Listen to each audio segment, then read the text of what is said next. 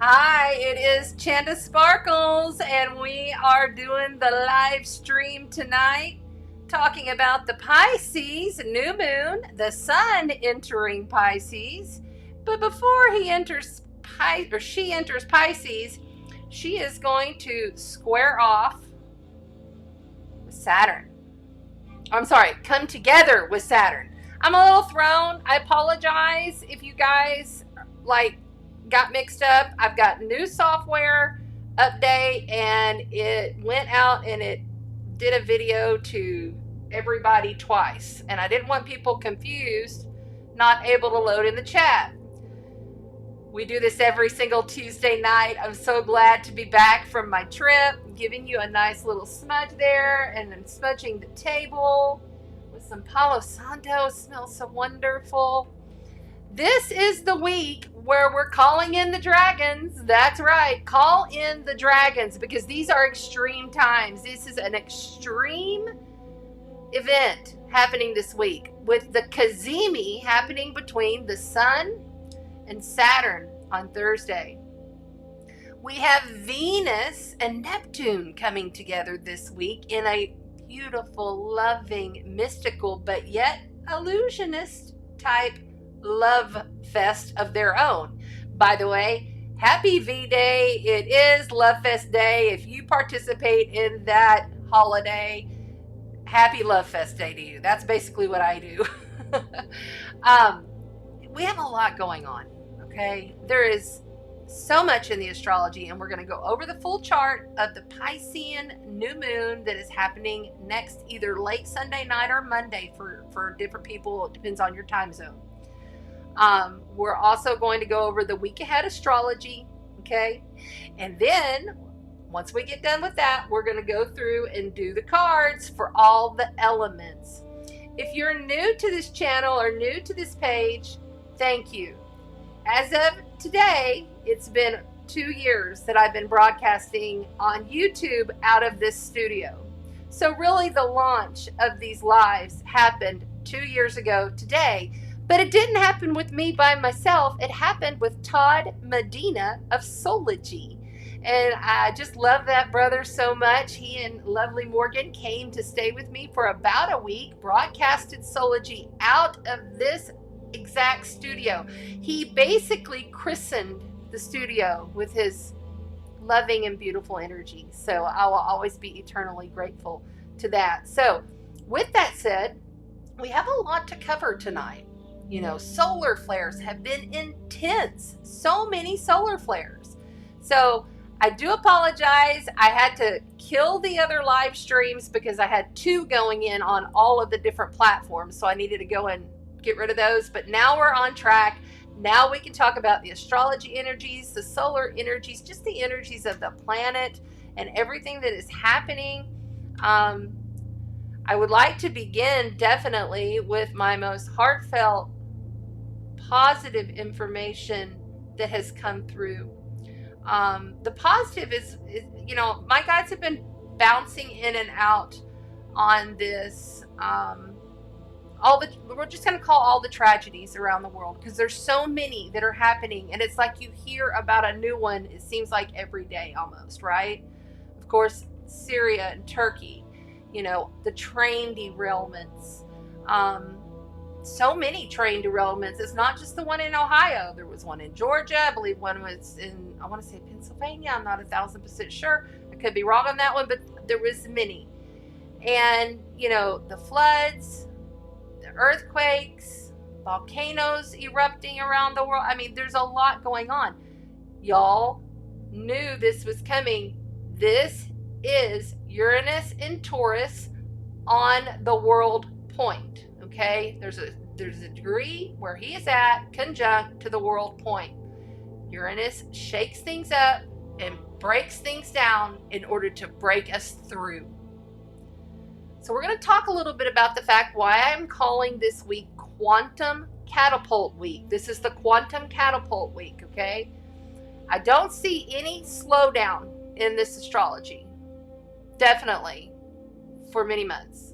So But that's okay, because we are highly ascended beings in the flesh suit. We can handle these extremes by literally looking at things in a quantum fashion. Maybe, just maybe, the train derailment that is so horrible. I'm not taking away from any of these horrific things, but I'm trying to show you the positive here. Maybe if you look at it from a higher point of view, a higher guidance, like pull your consciousness up and out and look at this at a multi-dimensional level. These things are happening, no matter if the dark did it or we did, or if it was an accident, however it got there, it happened because it was divinely orchestrated. Divinely orchestrated for multiple reasons, multi-dimensional reasons. You know, we have very soon, Saturn is going to leave the first week of February. He is going to leave Aquarius and go into Pisces. Saturn is what puts structure to things. You know, Saturn is the big, I look at him as like a grandfather, a wise, genius grandfather who wants us to get it right. And if that means you got to do it again, you got to do it again, right? So the structure, and he's been in his home signs of Capricorn and Aquarius for 5 years, okay? He's going into Pisces, where we're going to make spirit structure, spiritual structure. We're going to make this stuff real, not without any challenges, okay? But what if these are happening and hurting our waters and our poor, beautiful fish? I live on an island. I love my fish. I don't ever want to hurt a living creature. But what if this is happening so that we, in the Aquarian age, Aquarius, where Pluto is about to enter also in March, both planets, what if this is happening for higher reasons so that we can literally find a better way to use water? We can find a better way to handle the chemicals that are in the earth.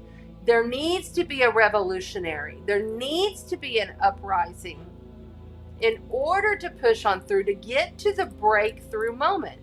And my guides were like, okay, pull yourself out of your body and look at this consciously, like from your highest eagle eye view. That's how I like to look at it, you know, and see that through the tragedies, through the traumas, and you could put this for your own life, right? See that there is a higher divine thing going on here. There is something else happening here. And I feel like it's going to have to do with water. I feel like, from what I've been receiving, that it's going to have to do with water. That it's going to have to do with the oceanic water. What if this cleans our oceans? You know, you're pushed into a corner until you stand up and you fight your way out mentally through your consciousness field, okay? And once you're pushed and you know that you have no choice, with the advanced technologies we're going to be seeing, oh my goodness, this is the tail end of Aquarius with Saturn, the ruler there. This is the tail end of Pluto, of Capricorn, world powers, government, structures, corporations, from the top down. That is Capricorn. Success. I must succeed. I will not give up. The goat that climbs the edges of cliffs and mountains to get to the very tip top so he can fly away as the magical sea goat. This is what we are doing. The Piscean, oh my, consciousness, spirituality, fantasy, illusion. Okay, what is real? You know, half of the world doesn't even believe half the stuff that we see on the television, right? What is it? Tells lies to your vision, you know? But we feel. So, like, you feel into it. Is this something that sounds authentic, you know? Pisces is a beautiful sign, but it is the 12th house sign. We have Venus, what we value, how we attract. the monies, our love, our relationships, our beauty, right? In the most watery of water signs there is, Pisces, 12th house.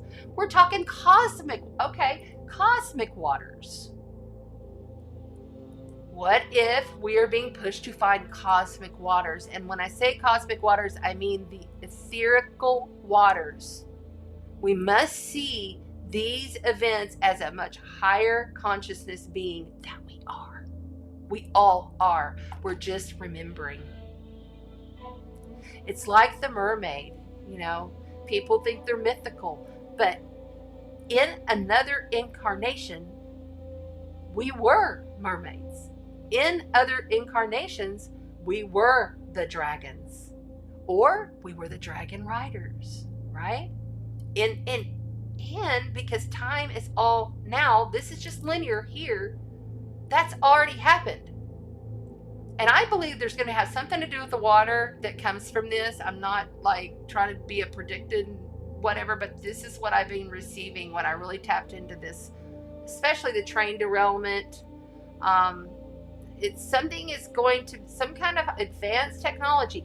Whether we like it or not, advanced technology is here. You know, IT is here. And we can either struggle against it or we can learn to work with it. Not in a way that we lose our organic self, but learning that this is how can you make it work for you, in other words. You know, advanced technologies are here. This is the corridor to the Aquarius age. This is the last end of the astrological year. You know, we have Equinox coming up in March.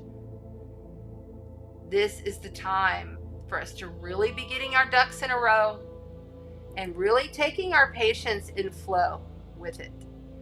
We must, the way it comes through is we must be in a flow state, but steady and diligent.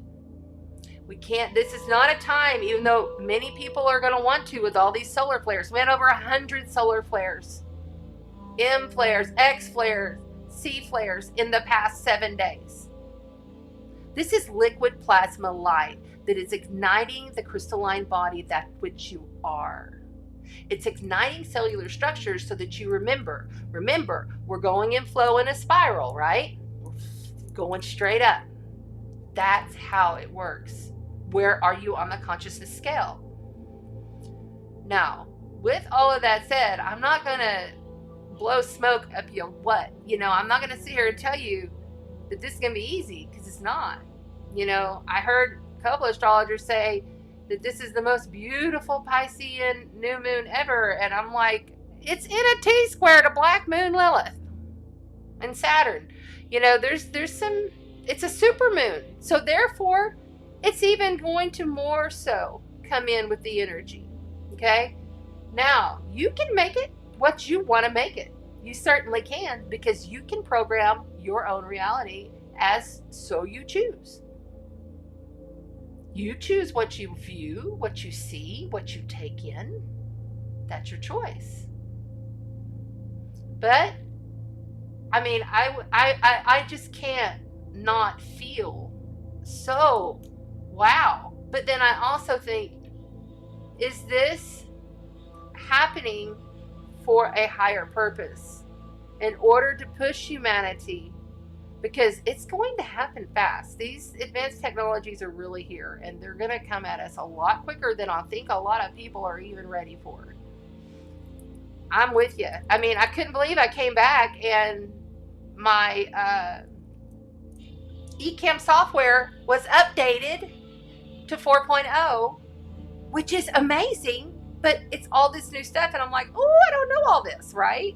So I have to learn it. I have to go take the YouTube classes and learn it. But it's going to be good, because it's going to save me almost $1,000 a year, because I can get rid of the other service, you know, because I was having to use one service to go to another service so that I can use all the different cameras and be in 4K, you know. So this is good, but it's like, I don't know all this. And so I'm learning, right? Anyway, I'm so glad to be back. I see people are loading in the chat. Let's go ahead and say hi. Please, if you wouldn't mind, before we start really diving into the astrology, the chart, and then we'll talk about the week ahead's astrology, and then we'll do the cards for the elements. If you wouldn't mind, please like and comment, subscribe. If you're on Facebook, please pop over to the YouTube and join us there in the live chat. And if you're on the replay, you're a kick-ass time traveler, and I love you. Thank you for being here. Please like, share, and subscribe. Appreciate it so much. And boom. And I do appreciate everybody who's new, because yeah, I had a little jump there in subscribers, so that's really positive and really good, because when we come together, we're sharing and exchanging light code. You know, we're setting our intention for the highest and to be open to all. You know, something else to keep in mind, you know, the Buddha, he had to learn the yin yang. That's where it came from, right? The light and the night side is all one. Your worst enemy is also you. It's really something that I hope more people begin to grasp, you know?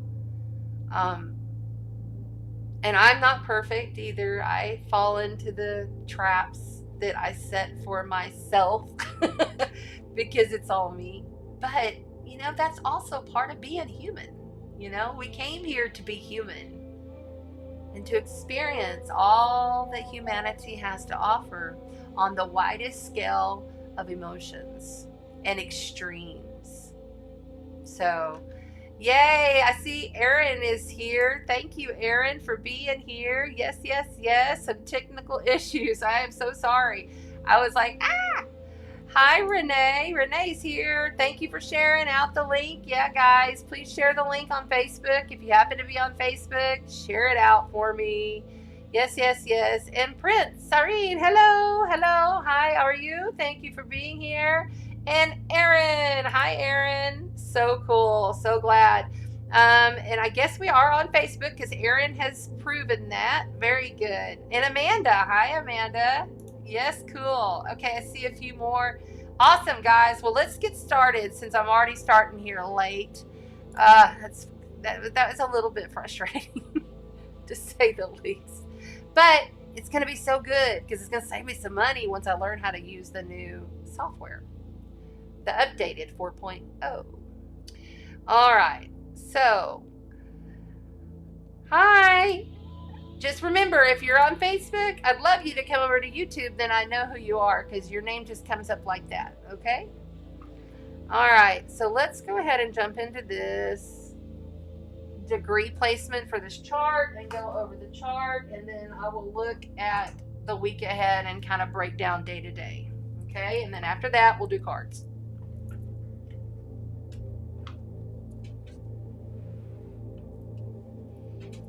This over a bit.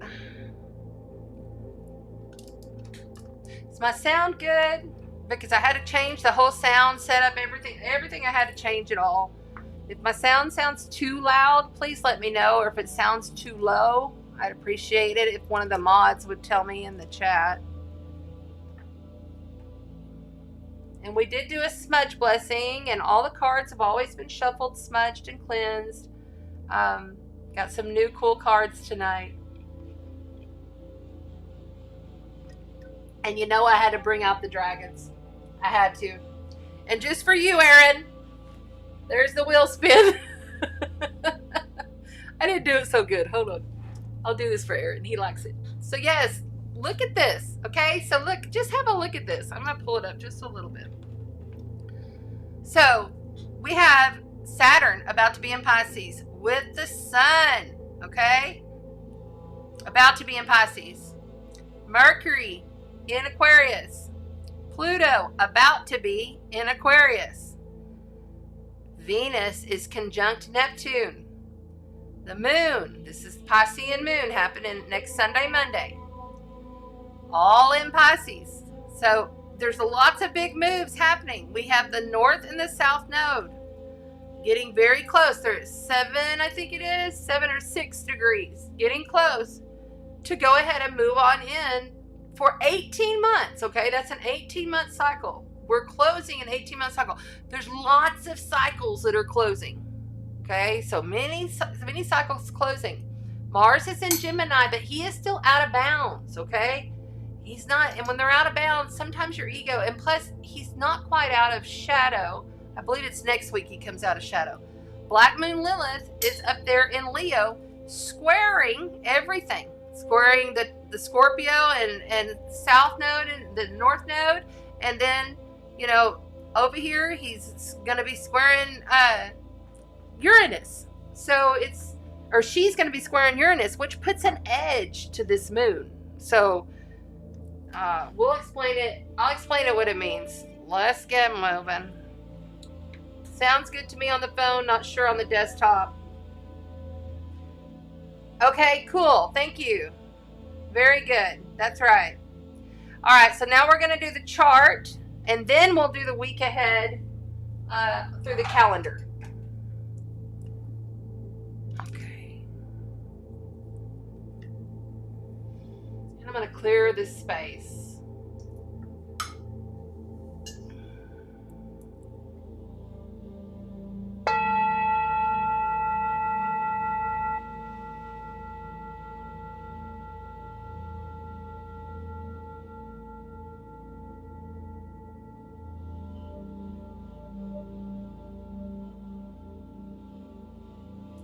I brought in the Jupiter bowl.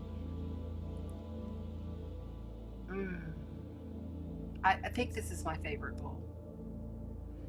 I love him so much. And it always feels good. The tones feel so good. A little bit more. All right. Here we go. Here we go. All right. With that. And we're going to go with red today. Okay, so we're talking about this Pisces new moon, super moon, happening February the 20th at 1:06 a.m. Central. That is 12:06 a.m. Eastern. And, I'm sorry, that is 2:06 a.m. Eastern. And then 2 hours, that's 11:06 Pacific, okay? You'll have to figure out for your time zone. So it's happening Sunday night into Monday, okay? Now, when we have a full super moon that's this close, it affects things closer because the moon is closer to you, right? So that's what a super moon is. It just is closer to the actual planet, all right? And so let's go over here and look. I want to start out right here because Saturn is conjunct to this moon. Anytime you have a new moon, it's when the sun and the moon in Pisces come together conjunct. They're at 1 degrees. We've had many moons at 1 degrees saying it is time for new beginnings. Stay on point, stay on track. Even if people are falling away from your life, if jobs are falling away from your life, if relationships are hitting the shitter, if there's just, you know, there's just stuff you're releasing, well, there's a reason for that, okay? And it's right here.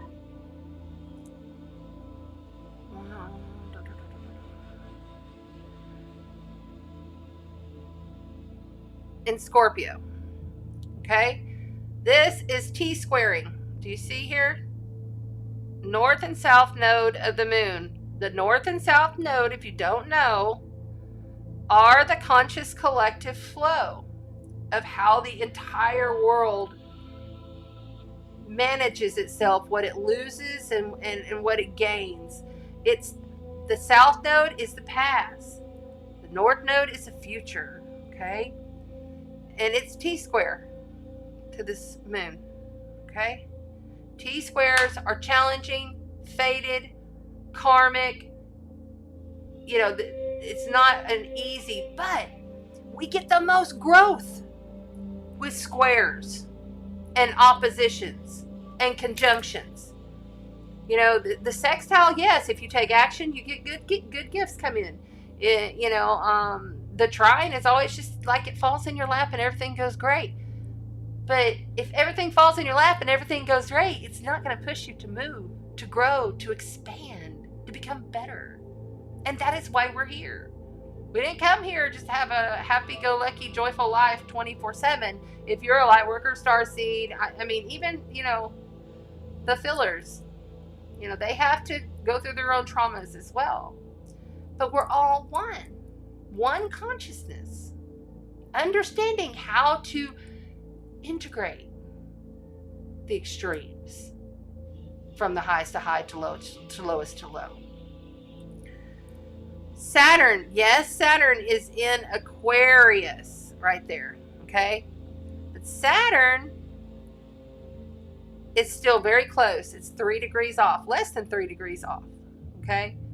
So it won't be as extreme and it won't be in the same sign, but it's still very present. And it's saying to this moon, you must understand that whenever you're going into your highest consciousness flow, Pisces is when we dissolve, and it's boundless energy.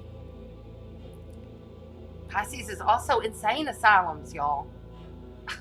Pisces is also mysticism. It's fantasy. It's illusion. It's CGI. It's advanced technologies. And when you're dealing with Taurus, we're talking about real earth manifested in front of your face. I have built this with my hands. It's a chop wood, carry water kind of vibe. Okay? So over here in Scorpio, it's all about the shit, basically. Like literally. It's really releasing all that is toxic. It's sewage. It's got to go somewhere. It's chemicals. It's explosions. Well, really, Uranus is more explosions, which is right over here in Taurus. But with this, I'm speaking to these nodes first off.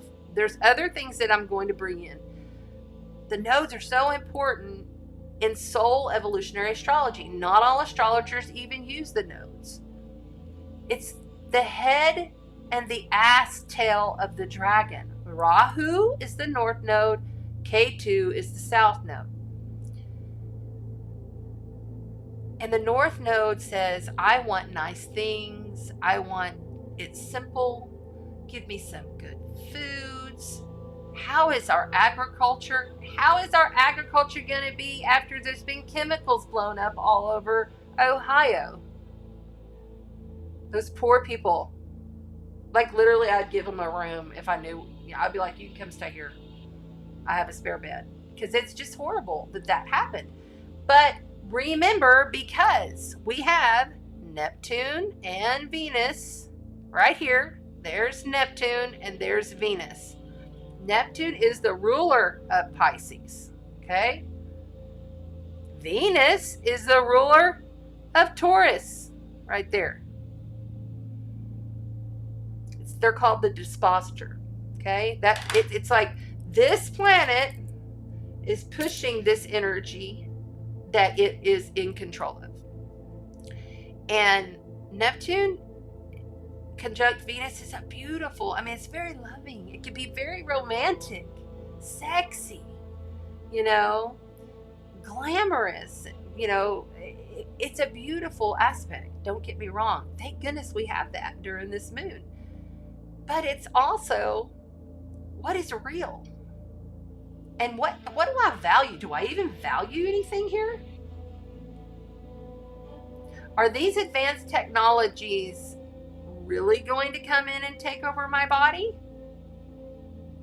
Are these advanced technologies, if I learn about them, can they actually help me to succeed? Because that's one thing I do know about Taurus, okay? They want to succeed. And they work for it. They are, I have all this stuff. Scorpio is, I receive. because I manifest and attract it to me, and I want your money. Bring it here. You know, and you can put that on a grander macro scale, right? And when you're in a tough challenge, a square off with when you're dealing with monies, values, sexes, taxes, governments. I mean, because we're pulling the government this is like the old guard dying away, and they're grasping at every last inch of any kind of power that they could possibly have, because Pluto over here in Capricorn is power. Pluto is the most powerful planet there is when you start dealing with power.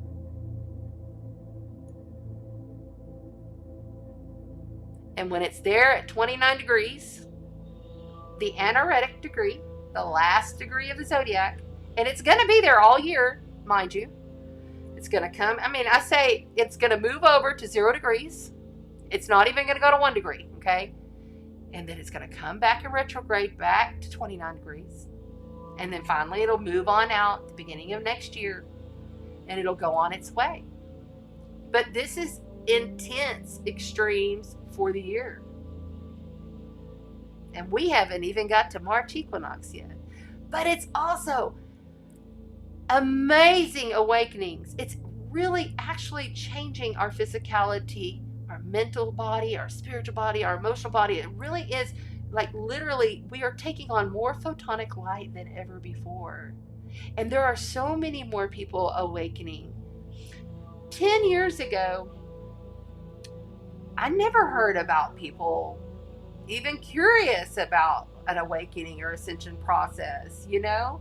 I was always kind of looking into it, and then I would post stuff, and then people would be like, they wouldn't receive it well, you know, because it was not really, I mean, there were some people, trust, 30 years ago, whatever, you know that.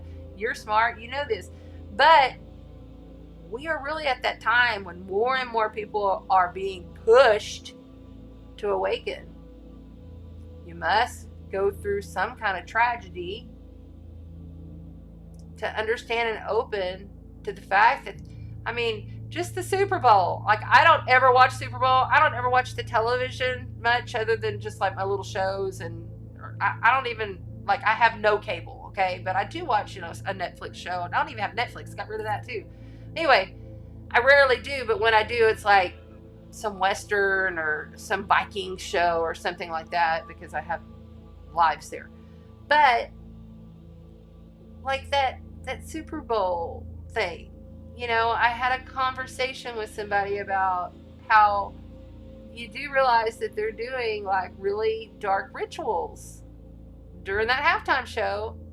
And I'm not talking about what's going on the screen. I'm talking about like off, you know, like maybe they're doing it under the stage or under the Coliseum or under the stage or whatever. Maybe they're doing it, you know, near, but what they're doing it because anytime they can pull in a mass amount of people all watching you, they can dream spell your ass. Be in awareness. Do not consent. Do not consent, right? That's Pluto, 29 degrees. I'm just giving you examples of the astrology as I go over this new moon. That is part of it. Pluto is the deep, dark underworld of Hades, okay? So all the ugly, deep, dark is going to come up, and this is the year it's going to happen, and into part of next year. So just being mindful of what you watch. Be mindful what you ingest. You are the consciousness flow of the collective. So if all of us say no, then they can't do anything. You know, they're already losing. The light literally is already won because time is all now. We just have to experience all of it and be in wonderment. This was another word that came through. I think I wrote it down. It was on my mirror because I write stuff on my mirror as I get downloads. They said, be in wonderment. Be in wonderment to even the tragic things. That's kind of like, I had to really sit and think on that one. How do I be in wonderment over a train derailing or an earthquake that causes all this tragedy. As empaths, we feel it, right? The only way that I could do it was to truly see the awe of creation and the awe of who we are. And we are creating this.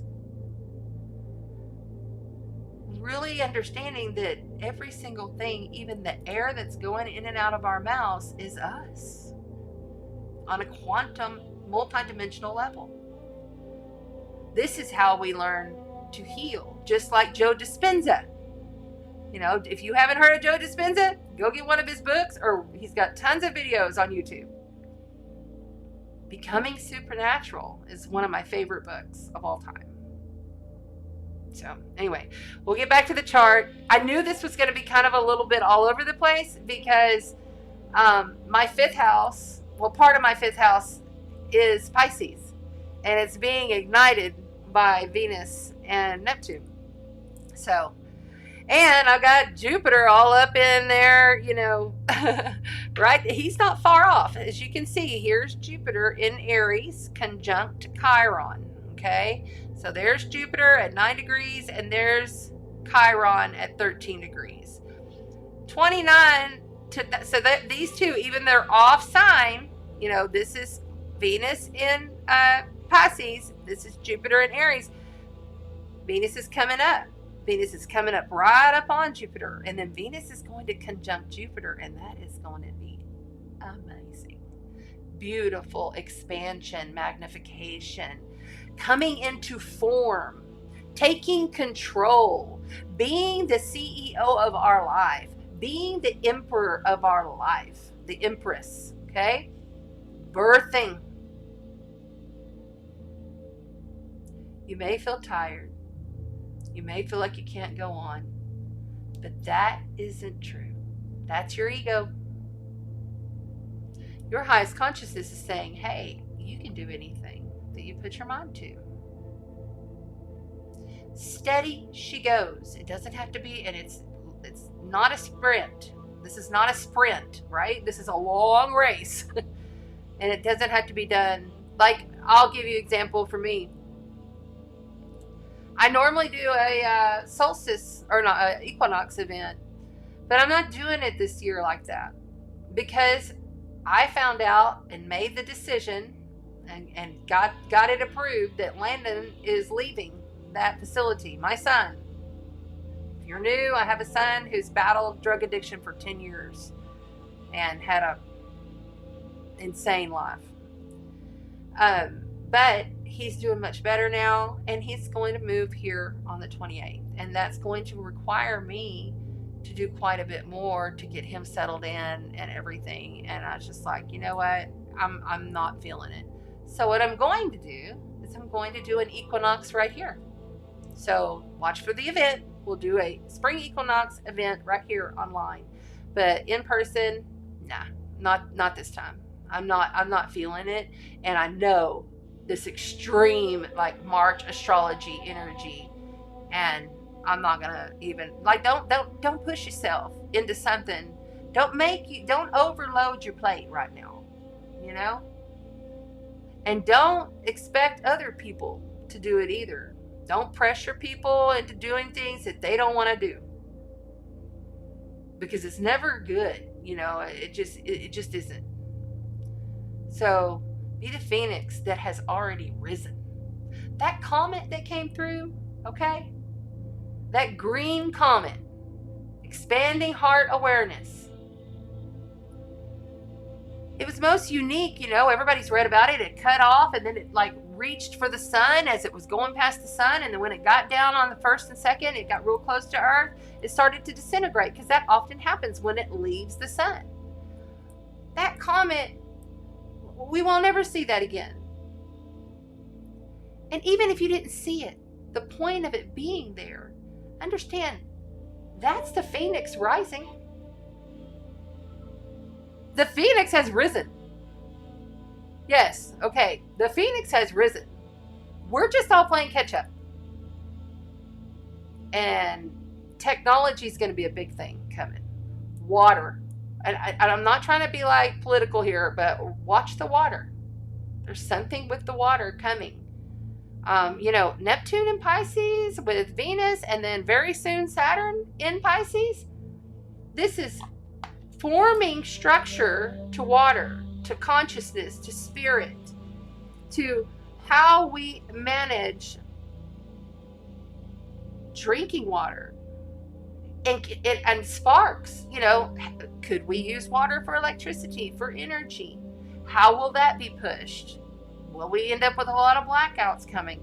Possibly so. Saturn wants form and structure.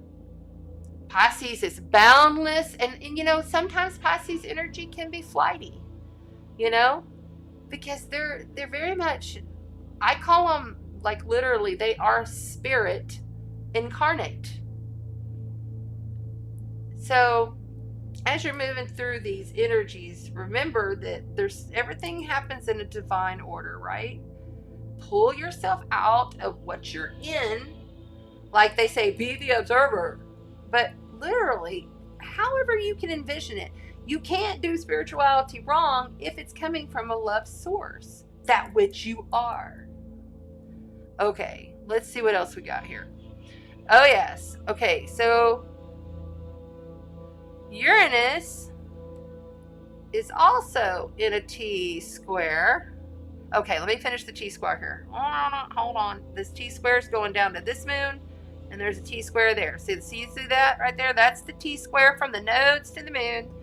Uranus, which is the ruler of Aquarius, okay, is in T-square to Black Moon Lilith in Leo. See here? And it's squaring over to Pluto right here. Pluto and Capricorn. See there? So you got two big T-squares happening with Uranus, Great Awakener, shock and awe. It's going to get knocked down. You must rebuild this. We are revolutionarying this. We are going to be rebels. We are going against the guard. We are standing for our rights. We are going to be individualistic, and we want the truth. What's going to be back in that truth? Pluto. Pluto is like digging for the deep, dark secrets. And it could be your own personal psyche, internal secrets that come up to yourself, or it could show up to in the world. Crap, I've dropped my pen. Hold on. Okay, I dropped my pen. Or it could show up in the world. Black Moon Lilith is Kali energy. She fights and slays the demons of the world for the better good. She ugly. So but she's powerful and she's a goddess. Those two are married in the underworld. Alright? Kali energy doesn't want to see anybody of the dark doing anybody wrong. She fights. And she doesn't care. She's like Pluto. Neither one of them, they don't give two shits how it hurts. They just know this must transform now or die. And it's very simple. It's very matter of fact. What else? Mars. Mars in Gemini, out of bound Mars, not out of shadow quite yet, coming out of shadow soon, is in a trine, harmony trine to Pluto. And he's sextiling Black Moon Lilith. This says you must step into your role of truth and fight for what you want in life. Even if that means you gotta fight within yourself. Like, I'm not trying to say pull up anger and everything like that. But if you need to, okay, be angry, be and honor that. I mean, these are some extreme angry energies on top of a lovely, beautiful, sweet, harmonious, flighty fantasy, new moon. Yes, set some new moon intentions, because the moon itself is conjunct. I hate it when it does that. Is conjunct. The moon itself is conjunct, but it's also this Pisces and Venus that I'm saying is really positive. Look and see on your astrology chart where your Piscean house is. Okay? Look and see. And, you know, if you got one of the more positive planets there, yeah. I mean, it's going to affect everybody different. I'm just giving general overall energies, okay? Because I can hear somebody in the replay going, but blah, blah, blah, blah, blah. So just know this is always general. Black Moon Lilith is also trining down to Jupiter, expanding. So you also have Black Moon Lilith up here, trining down to Jupiter, expanding the warrior, the pioneer, the I am consciousness of Aries. And Leo, the heart. Expansion of the heart, giving of the heart, through possible having to stand up for the self. And if that means you have to stand up and leave, leave.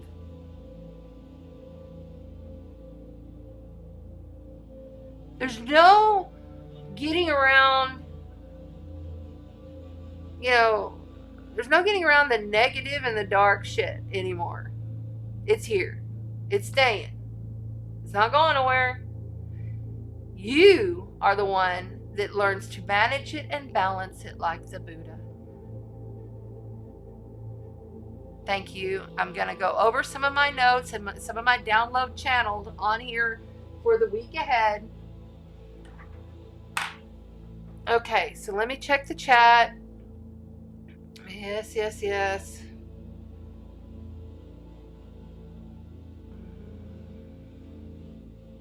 Oh, sorry, Renee, I didn't see. And I don't know why my chat's not scrolling down automatically now. That's kind of interesting. That's new. Get that Christmas tree down. Are you kidding me? Really? Oh my gosh, Aaron.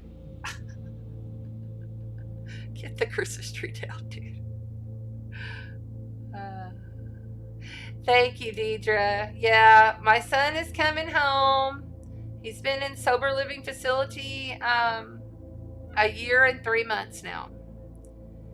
He has a lot of challenges he faces. We'll see how things go. You know, he's physically disabled and he has mental health issues. But these are not issues that he cannot heal, that he cannot overcome.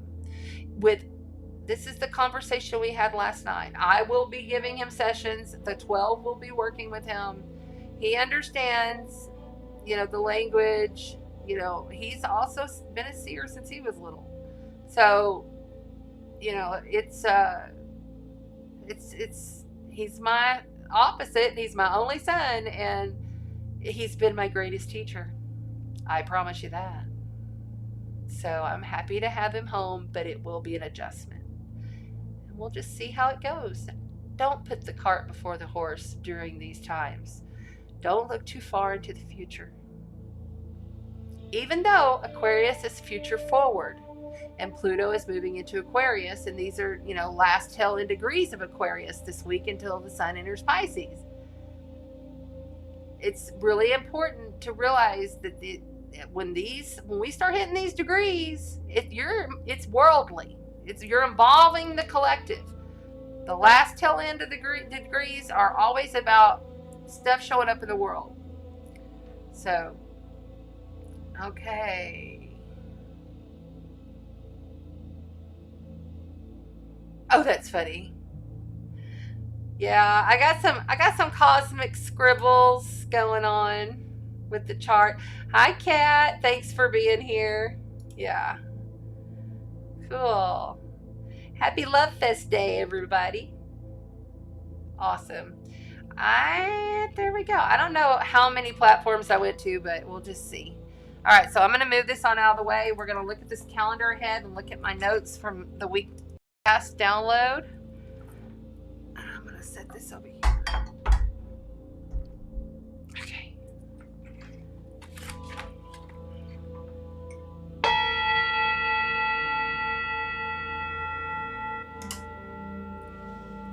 I got my love shirt on. said love. With my feathers. See, that's the other thing. The camera's all off. And I actually came in here and set all this up yesterday. But I was like, oh, cool. This will work great. And so I added all these new platforms. I added Twitter.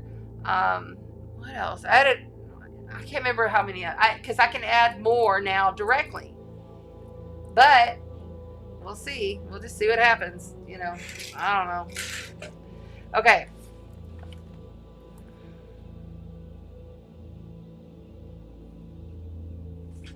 I got my little astrology book where I write all my notes, and I have this calendar. All right.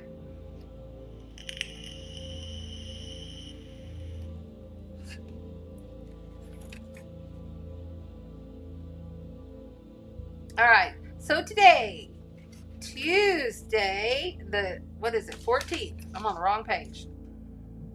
I'm on the real wrong page here. Hold on. See, I got all my notes. Okay. The quantum catapult. IT. Start learning about IT. Okay. They have that chat, whatever it is, on. Start just watch some videos, read some articles, really expand your consciousness on the IT technology. Because if we can learn to work with it versus be against it, we can really help ourselves more in the future. Okay? I mean, I'm all for being an organic being, but I'm also a realist here. And this is not going away. It's going to expand and it's going to grow. We must grow with evolution. This is evolutionary, right? Okay. Oh, Jupiter's out of shadow. It just came out of shadow. Okay, so that's good. That's positive. This means he's fully past all those degree points that he went back and then came back up over, because he was in Aries and went back to Pisces and then he came back over all those. So that's positive. He'll be magnifying abundance. He'll be magnifying your waistline, which is happening to me because he's sitting right there on top of my moon. I'm like, eee! Okay. Anyway, I put, where is our willpower to go on? You know, sometimes you just feel like you can't. And that's okay. Just stop. Take a minute. Take 2 minutes outside. Breathe the air in. Ground your body to this planet during these times, especially having all these solar flares and all these planetary shakeups. And I feel like something else is going on in the inner Earth as well. That was part of the guidance that came through. Don't trip. There's a last minute breakthrough. So when we get through all of this, and then we come up on that new moon, 2 days, 48 hours after that new moon, 1, 2, the moon will have moved into Aries and it's go time. The 23rd is a great day for taking initiation and getting things done that you have been preparing. And, you know, it's like we have all these pieces of the puzzle and we're putting the puzzle piece in there, you know, maybe 1 or 2 a day. Just remember, you're also narrowing things down now. You're in preparation for this, okay? Yeah. All right.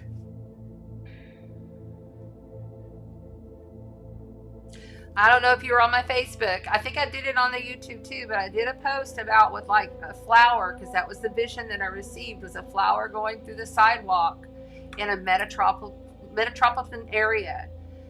You know, that's miraculous. That's a miraculous thing. And you have to come at it like that, with everything you're trying to do and accomplish right now. Knowing that miracles happen, believing in it. I wake up every single morning. Today is going to be a miraculous day, and I'm getting younger every day. Miracles are going to happen today, and I'm getting younger every day. Healthy I am, happy I am, wealthy I am, love I am. Healthy I am, happy I am, wealthy I am, love I am. 3 times. Healthy I am, wealthy I am, happy I am, love I am. You're coding your consciousness. Your cells are listening. Your body is listening.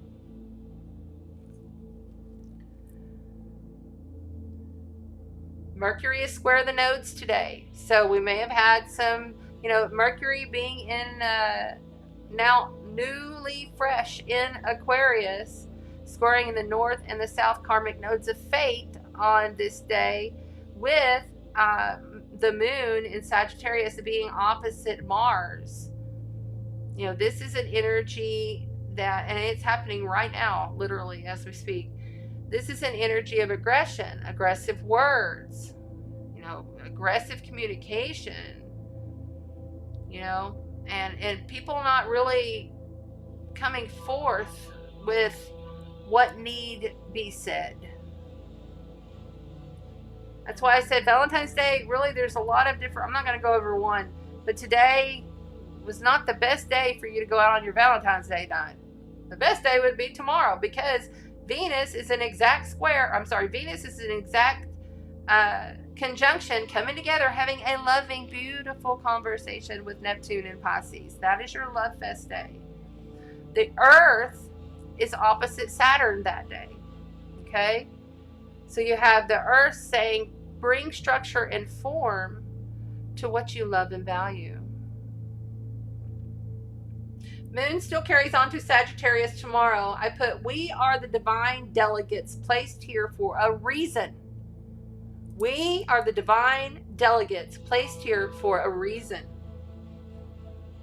Being the example of what love is. Love is also ugly and darkness. Discipline yourself and what you're doing. Saturn is mastery as well. Okay, Saturn is mastery. What are you mastering? Can also be very self-judgmental. Taking judgment out on yourself. But it's wisdom and it's focus. It's ancient, good wisdom. Solid wisdom. Things be in creation when Saturn is involved. And we got Saturn Cazimi the Sun on Thursday. Okay? Most intense we'll ever feel. This is the last Saturn Sun Cazimi we'll ever have in our life. Okay, hello. Oh, what was that? Hello, come on. Thank you. Okay.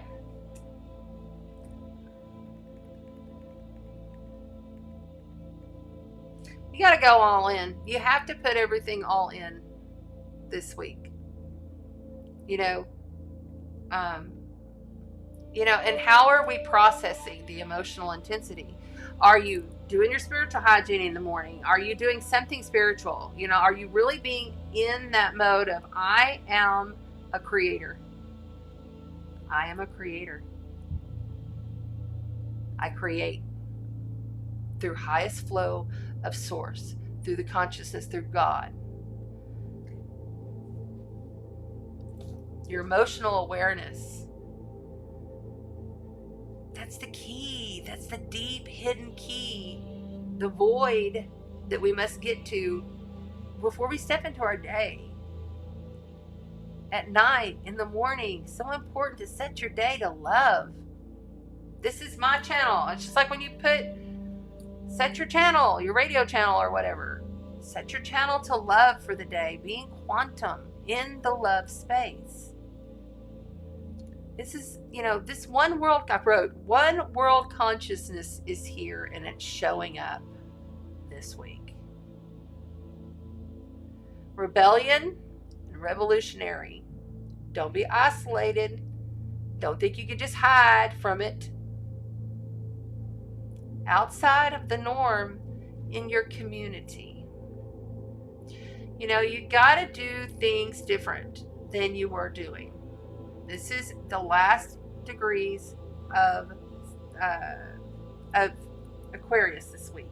as the sun enters into Pisces. Okay? Sun enters Pisces on Saturday. The moon is in Taurus.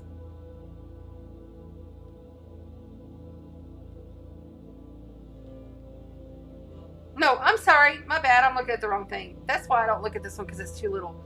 No, the moon is in... The moon is in Aries.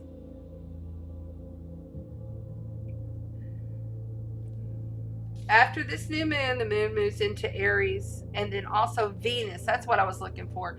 Venus moves into Aries on Sunday. So we have that new moon either Sunday the 19th or Tuesday or Monday the 20th. And then we have Venus move into Aries. Venus in Aries is going to take charge of everything that we love, value, relationships. Venus in Aries is going to be the beautiful galactic mermaid, the beautiful warrior king, but it's about how we feel and love towards ourselves. And how are we processing before we act, before we jump? Because we do have to bet. We got to go all in. But how are we processing the emotion prior to doing so? Let's see if I have anything else here. Yeah, Sun enters Pisces on the 18th. The 19th, the moon is conjunct Saturn. This could be more attempts this weekend into next week at the old guard playing their game of control, power. Venus will be a sextile to Pluto on Sunday. Monday, Black Moon Lilith is in a T-square and Venus moves into Aries. Black Moon Lilith in a T-square again. So there's a lot going on with Leos. A lot of energy going on towards Leos with this new moon. And then on the 21st, which I'll be back to talk all about it, Mercury is in a square to Uranus. Unexpected words, shit showing up in the news, media. I would not be surprised to see more earth shakeups.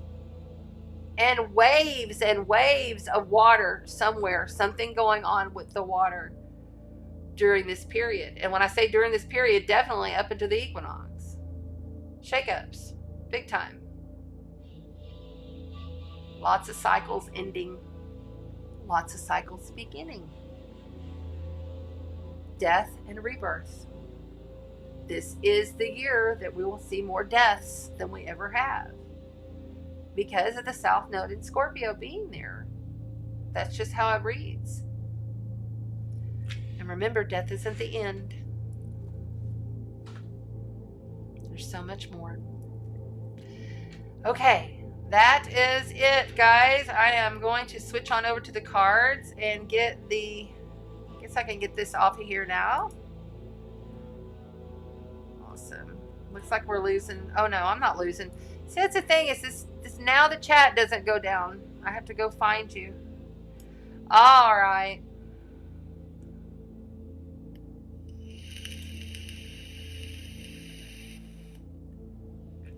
Yes.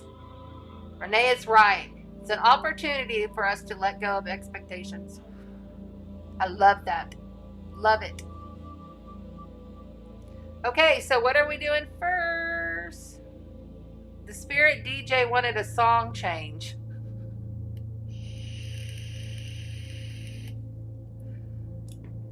I can do it. I'm kind of over this one. It's just the same thing over and over. I had some drums playing on the first one, but it was too much drums. I needed less drums. Let's see here. Let me turn this down. Let's get a different. Open up to the universe, heart chakra. Let's do that. That'll be a good flow for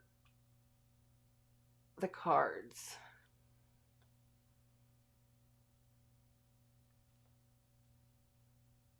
Come on, baby. Another thing that happened today, as Saturn is still transiting my 4th house, now I have to get a whole new motor for the freaking pool. So now this pool will have a whole new salt cell system, a whole new filter system, and a new motor. That's another thing I was like, great. I'm like, I'm not surprised. I've had so many things. Anytime Saturn is transiting your 4th house, it's never fun. You got so much home. But it also helps you to, like, this house is going to be pristine and perfect if I decide to sell it, or, whatever, which that is also something I'm considering. Believe it or not, as much as I love the Sparkle Shack, I've got a son who's paralyzed on both ankles, and he has to go up and down those stairs. And we'll just see how things roll. I mean, he can do it. It's just, and 2, it would be nice if I could find a home, maybe inland off the island, that has like a mother-in-law quarters, that has a separate quarter. So he has some independence. And I also have my home, which I work out of. So it's kind of it's just something I'm talking to Kelly Pena, one of my best friends here, really one of my bestest friends here, who's a realtor, and she's also a Pisces. So, just kind of putting it out there and staying open, but not being vigilante looking. That's kind of how I go with everything. If I know something is coming in and I'm being told you need to look here. And it was like when I bought the planetary gong Nibiru. I knew I wanted a planetary gong because I had already 2 Sonora gongs, a divine feminine and a divine masculine. But I wanted a trilogy, a trinity, of gongs. And then I don't want no more. That's it. That's all I want. And I wanted a planetary gong.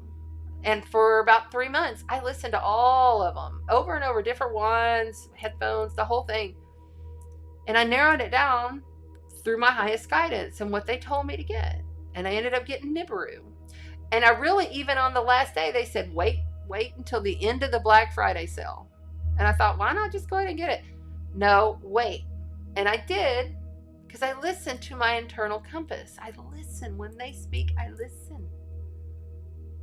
Because they are also me. So when they come in and say, you wait. And I did. And I went. It was the last day. I go in there, and Chiron is sold out, which many sound healers have Chiron, because it's the wounded healer and it's known for its healing abilities. But I'm not a healer. I'm an activator. It's very different. And Nibiru was there, and I thought, okay, here you go. Here's my $2,000, and this gong, the sounds in this gong change every time I sing him. And I hear voices coming through.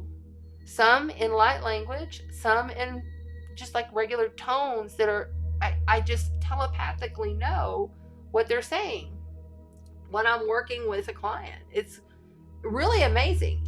And also it's giving me confirmation to something that I've known all along, that the Anunnaki are not evildoers. They are us, and they're leaving this planet, and we are them. We're taking their place. We are the gods.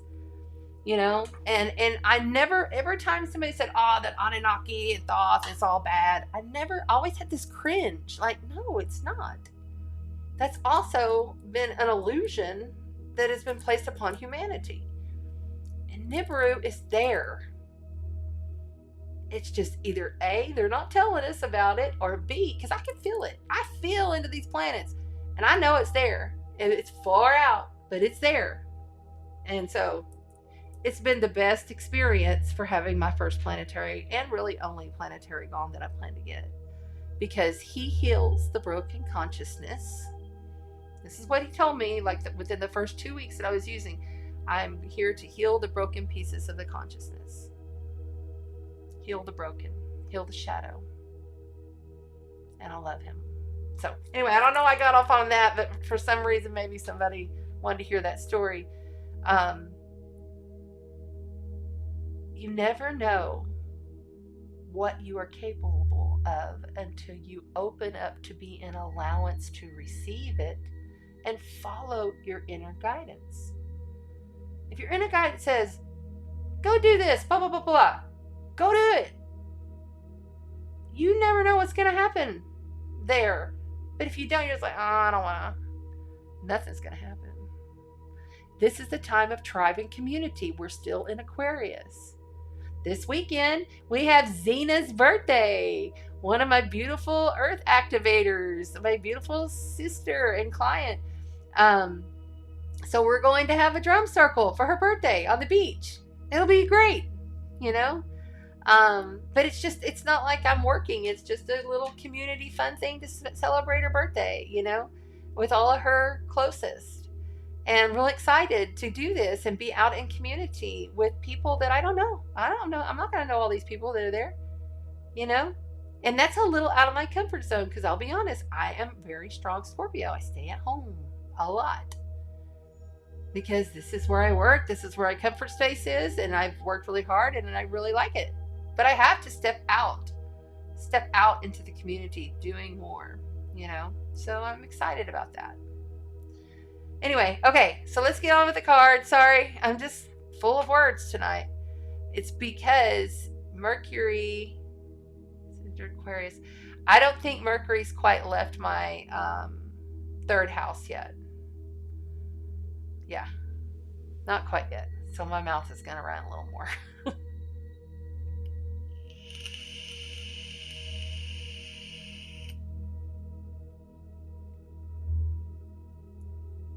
Yeah. Well, and that's the thing. I will do a special show. Renee says it would be awesome to do a special show on them and then discussion. So now with this new software, what I'm going to do, because I can now bring up to 10 of you in on the screen and us be in a free flow discussion. Whereas before I could only bring, I think, 2 or 3 in. Now I can bring in groups. Okay. And I thought, wouldn't it be great to pull us all together and we'll have just like one headline point of something, but we're going to allow it to all flow together. I don't know exactly how it's going to come about, but I've seen it.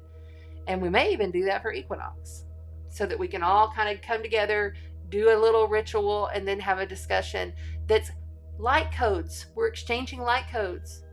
You know, I want to bring more people in. I wanted to start my conscious convo. I wanted to start all that stuff in January. But I know everything's going to have to hold off until the equinox because I'm not going to push at something that's not ready. Saturn is slow and steady and methodical and perfection. Saturn wants it done right. So we're going to do it right. You know?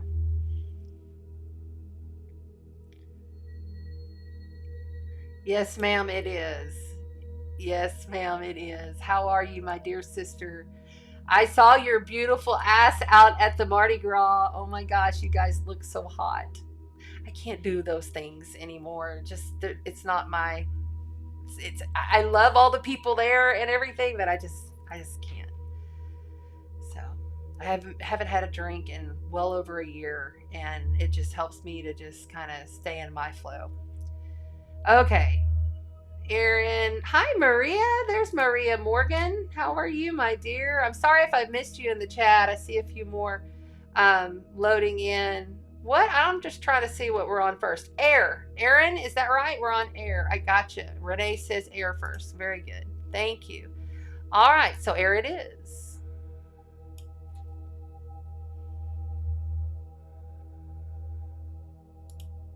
Boom. Nice.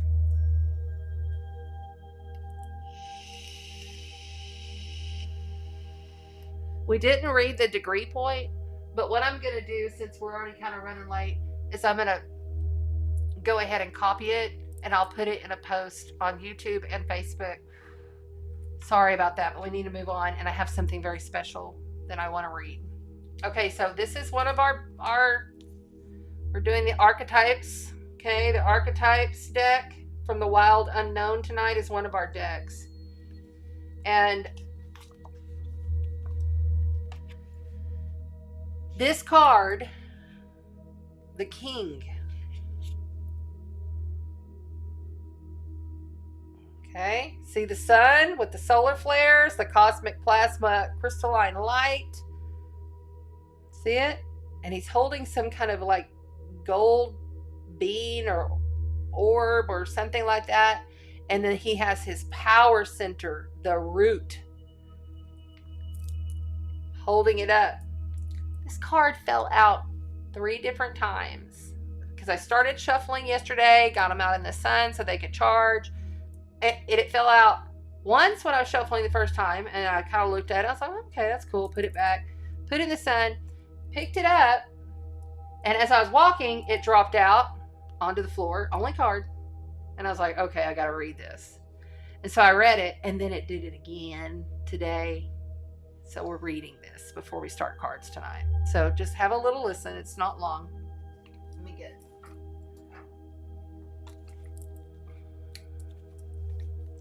The King is the ruler, the commander, and the emperor.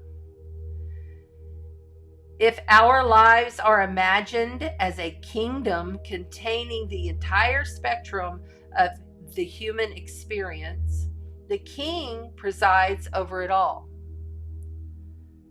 Your life is, as a human, is imagined as your kingdom. You're presiding over your life, right? Through the lens of the King, we assess the state of our land, make decisions, and rule accordingly. Therefore, the King must be thoroughly and regularly vetted so as to avoid corruption. Recognize the dual nature of the King, the Buddha. He is either seated in benevolence and strength, guiding you towards peace, or he is oppressing the weak out of a need to control. There is not much middle ground here. Some think of the King as the ultimate expression of the ego. Yet the great kings of mythology and history serve from an egoless place. They take their throne with grace and humility, knowing the divine uses them as a channel to heal deep and long-standing discrepancies in the kingdom. We as a collective shift through our multidimensionality, through the higher consciousness, that which we are. What we feed into is what we will put out, what we will bring forth. It says, when it's in the light, it's benevolence, divine leadership, service, and nobility. When in the dark, it's oppression, misuse of power, and corruption. Okay? And then I love how they have this little side thing. The King is necessary. He is a bridge between the eternal and the day to day. It is also said that it is necessary for the King to die. This is death of the ego. Once the King's relationship to divinity is broken or challenged, he often acts from a place of fear, scrambling to uphold his image and power. How are you using your power? What are you allowing to be fed to you? And is it corrupt and toxic like the South Node in Scorpio and needs to go? Yeah. So that card came out and I was like, okay, it's speaking 3 times, it's coming on the air. So let's go. We got air signs to roll with. I need a time right now for the air signs and I will put it up there. Let me see here. Yes. The root chakra. Lots of people needing cleared out the root. You are correct, Kat. Absolutely. Hey, Zena, there's the birthday girl. Oh my goodness. Oh, I'm way up here, y'all. Hold on. Yes, I'm so glad. I'm so glad. Happy birthday. Everybody say happy birthday to Zena. There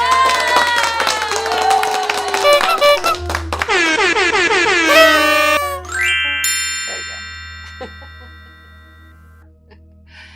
Happy birthday, girl. I can't wait to spend your birthday this weekend. There's Kat. All right.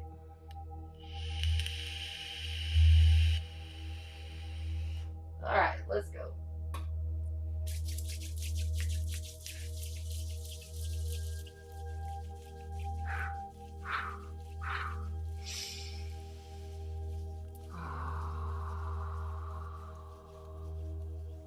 Getting tingles on the night side automatically. All right. Let's see the board. Something else, this board is super zoomed in because somehow in the settings on this new software, it's got me like, see how it's like that? And then on the Camlink, oh, that's not the Camlink, on the Logitech, it's doing the same thing. Instead of being long ways, it's like this. So to fill the whole screen, y'all are going to see it uber close. That's okay. All right, let's pull it back a little bit. All right. Tonight we're playing, as I told you, the Wild Unknown Archetypes deck and guidebook. We're also bringing in the dragons. I have my dragons going in the background. Anna and Grandfather have been present this week.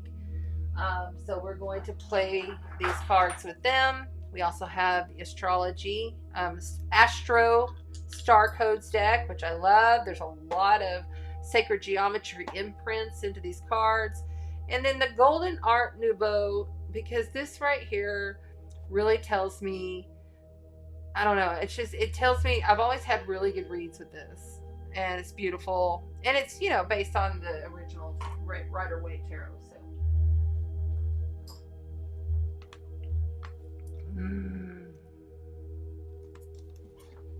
I love the dragon deck. I need more dragon deck cards. I've only got 2.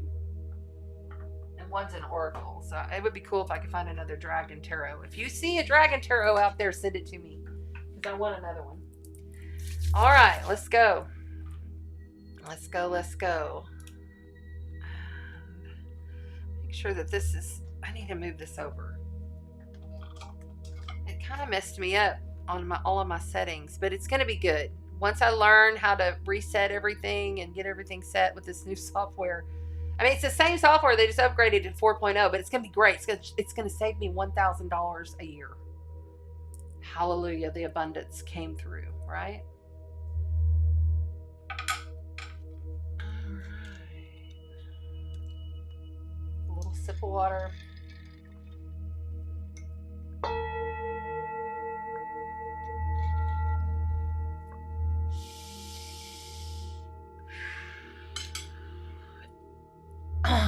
Air signs: Gemini, Aquarius, and Libra. Gemini, Aquarius, and Libra. Gemini, if you've been feeling as though you can't get things completed, it's happening soon. Okay? Mars is in your sign still, and he's going to be heading on a little bit quicker. I mean, he's going at speed now, but he's coming out of shadow. I think it's next week. Libra. Oh, the lovely Libras. If you have anything at 27 to 29 degrees Libra, or even 0 to 3 degrees Scorpio, you are getting the sextile on over to you from this Pluto at 29 degrees. And that's going to be working you over for a year, over a year. Look, if you have anything in Libra from 26, 27, 28, no, 27 to 29, 0, 1, 2, even 3. Look and see what planets you got there because that's telling you to step into your power, to move forth on what you're doing, because it's going to be transformed. And it's something that you've been working on for a while. It's not some brand new thing, okay? But it's going to come forth, and it's going to, I know what mine is. It's my son. You know, I know how this is going to work. It's either going to transform beautifully or it's going to end tragically, because that's where we're at this point. And I know that it's time. It's not like I'm making him leave. I'm saying this as an example for somebody. It's not like the facility, excuse me, I misspoke. It's not like the facility is making him leave. We're doing this on our own accord because we both know, especially me, that it's time. I know his astrology, I know these energies, and I know it's time. It's the most optimal time for him to step into something new and good. To start physical therapy that never happened with either one of his accidents, because he went straight back to drugs. You know, to start, you know, just living his life. And because he's been so institutionalized for so many years.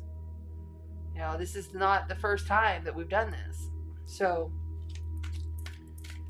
Gemini, Libra, Aquarius. Ooh, Aquarius. Happy solar return to all the Aquariuses. If you're still hanging in there at these last tail end degrees, you're getting activated as well. Big time. And remember that when that sun leaves shortly after, I think it's the first week of March. I want to say it's the 7th. Shortly after, your ruler, Saturn, your ancient ruler, Saturn, will move on in and out of your sign into Pisces, which is your solar second house, not your natal. Expanding on what kind of money you making and what are you growing? What is quantum to you? You got all these ideas. It's time to start putting them into form pretty soon. Okay, here we go. Jeez. Wow. Those just went flying everywhere. Okay. So we're going to take these first ones that fell first. There we go. That's actually not too bad. I was gonna think I didn't have any room. Okay, so we are, wow. You've got the Queen of Swords, the King of Cups, and the Four of Swords. Followed by somebody lying, stealing, cheating, fuckery happening, coming in from outside. Air signs. We're on air signs. That one just fell. Those both just fell. Okay, they're coming out quick tonight. And then you have the Five of Swords and the Sun card. So this is what I've been saying, y'all. There's going to be some struggles. There's going to be some change. There's going to be some fuckery. There's going to be some things that ain't easy. But in the end, there's a breakthrough. There's a push in order to break out and break through it. And to understand why. Okay, there's closure that will come. It's just going to take some time. You're standing in your justice, like you're standing in your truth. This is you, air signs, okay? You have someone here that is a water sign, possible Scorpio, Pisces, or Cancer. That, like, I really get the energy, and this is your challenge position here. So I really get the energy here that this individual is separate from you. It's not an energy, but there's a separate individual here. And I kind of feel like you're both very powerful in your own rights, but I feel like he's a little off. And there's something there that needs to be thought about. This is lay it down, take a rest, hold on, slow up. There's something going on here, Aries, that you're not seeing. The fuckery is coming in. This is like literally someone taking something from you, not telling the truth, not being forthright, not being fair, not being just. And you're wanting justice. You want things fair. You want things balanced. You want that loving, beautiful relationship, right? You want that partnership, that growth at work. You know, you want that best friend, that companion. But this is saying, and this energy, I'm not getting the best energy off this right here. You know, this is saying you need to think on this. You need to rest on this, realizing, you know, that you have more to go, and that there's a warning here. That's 78 cards, and you got the fuckery one. So there it is, air signs. And then this right here, as he's looking back, this guy says, I'm taking what I can. I may have to do it in an ugly manner. I may have to just go, but I'm taking what I can and I can go. Or it could be the flip side. They take what they have to go and go. But I really feel like there's some line fuckery. You find out about it. You know it's not balanced. It's not just. It's not fair. And you got to just maybe be a little shitty to him or her. You know, you got to take what you can and go, because you got the sun. You got the sun shining for you, air signs. This is beautiful #1 card you can get in the whole deck of the major arcana. This is wish fulfillment. It also could have something to do with your sun. Okay. But this is also living in your truth, living in your joy, you know, feeling as though you can do anything. You know, it's that beautiful love of consciousness flowing through you in everything you do. And feeling fine. Honestly, I feel like feeling fine about whatever it is that you had to do because of the fuckery. Lying, stealing, cheating. Something there. Be cautious if you're dealing with a water sign. Because on the bottom, you have the golden chalice of love. You have the cup of love there. A new, fresh beginning in an emotional relationship or an emotional start, or something that you're putting yourself into that's going to fulfill you in an emotional manner, that's going to lift your spirits. You have two of the most beautiful cups. You have the cup and the sun here. Look at the vibration. It's the lotus flower growing from the swamp. Why? Because you took the initiation. You took charge. There are 2 seeds right there, back to back. These are seeds. They haven't come into form yet. These are just beginnings. Gifts from the universe for you, air signs. I love it. I love it. Okay, let's pull you a Astro card. Astro codes card, star codes card for the air signs. Star codes card for the air signs. Come on, baby. Velvet. Smelling velvet. Smells like licorice, but it feels velvetly. Velvetly. I made a new word. Velvetly smell in the air. Velvetly. That's a good one. All right.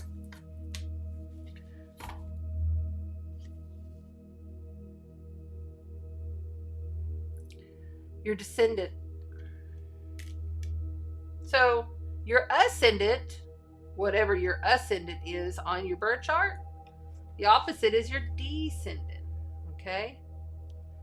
It's where you are invited to come out of. So you might want to look at your birth chart for that.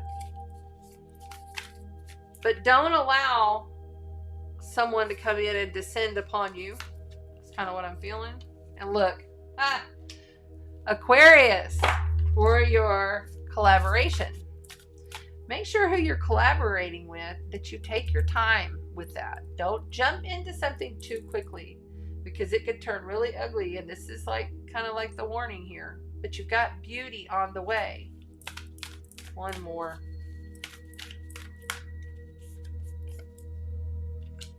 Sixth house, sustainability. That is the Virgo house. Is it practical? Does it make sense what you're doing? Is it going to last? These are the questions you must ask yourself, Aries. Aries, maybe you're dealing with an Aries, or you have an Aries descendant. Air sign. Now, or you have an Aries moon or something. I don't know. Let's see.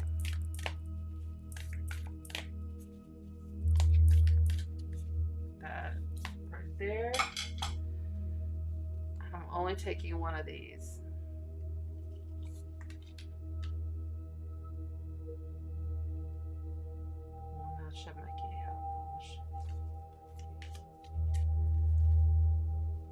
the mirror. You got the mirror. Everyone's a mirror to you. Everyone's a mirror to everyone. It's just showing up as the mirror. What is it that's within you that is being put before you that you might need to stop and think about? Is it practical? I'll read just a little bit, not all of it, just so that we have it. LXV3. Jesus. I'm so not good with these numeral things.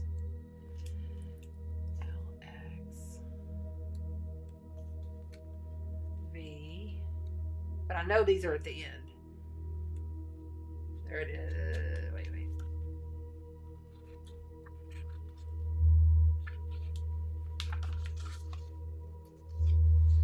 There it is, the mirror. I'll put it before this camera, and if anybody wants to screenshot. It says the reflection, the illusion, the looking glass. Isn't that interesting, right? Where is my looking glass? There it is.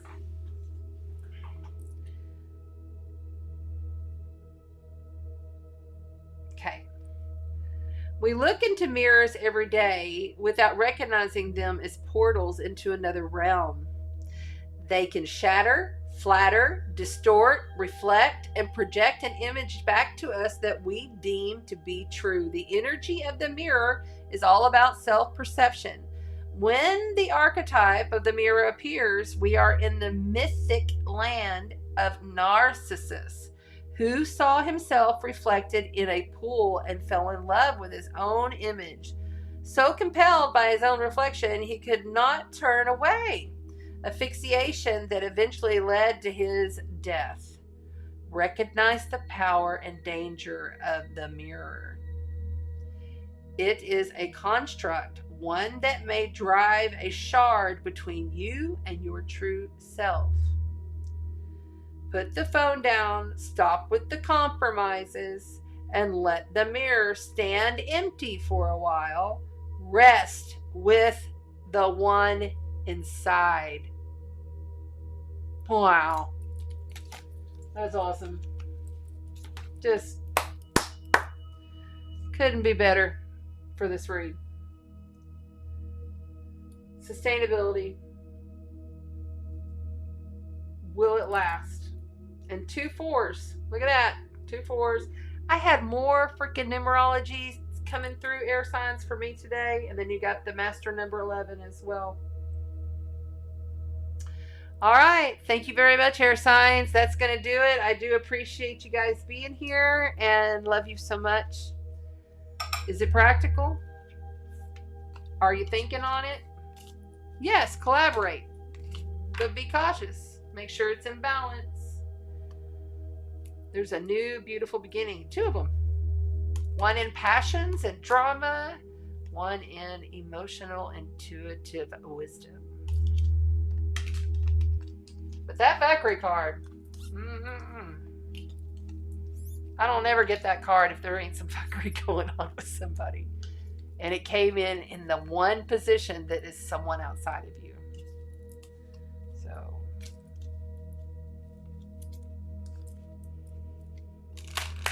And it also, it could be multiples, because that card that was after it with the 5 often is a group thing. It's like, 2 people gang up on one, or, you and somebody you work with or whatever, group, or, it's that kind of energy where you're just like, fuck them. I got to go. And I don't care at this point because they done messed with me. You know what I'm saying? It's that kind of an energy. Be the wise hermit. Look at that. That's Virgo or Taurus. You hold your own consciousness in your hands, just like he holds the star. All is within you. Go deep within and find it.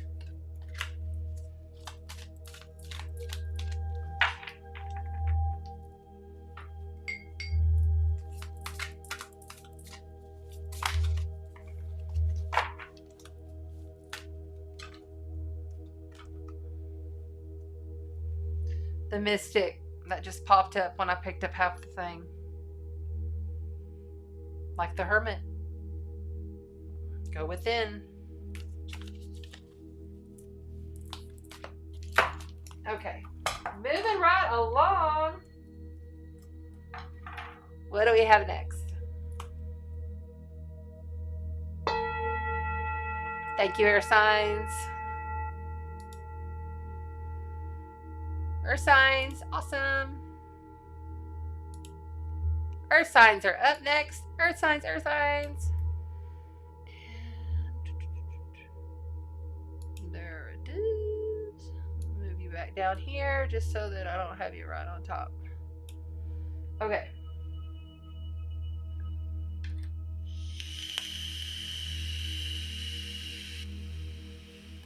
Earth signs, for this Pisces moon, we're talking to Taurus, Virgo, and Capricorn.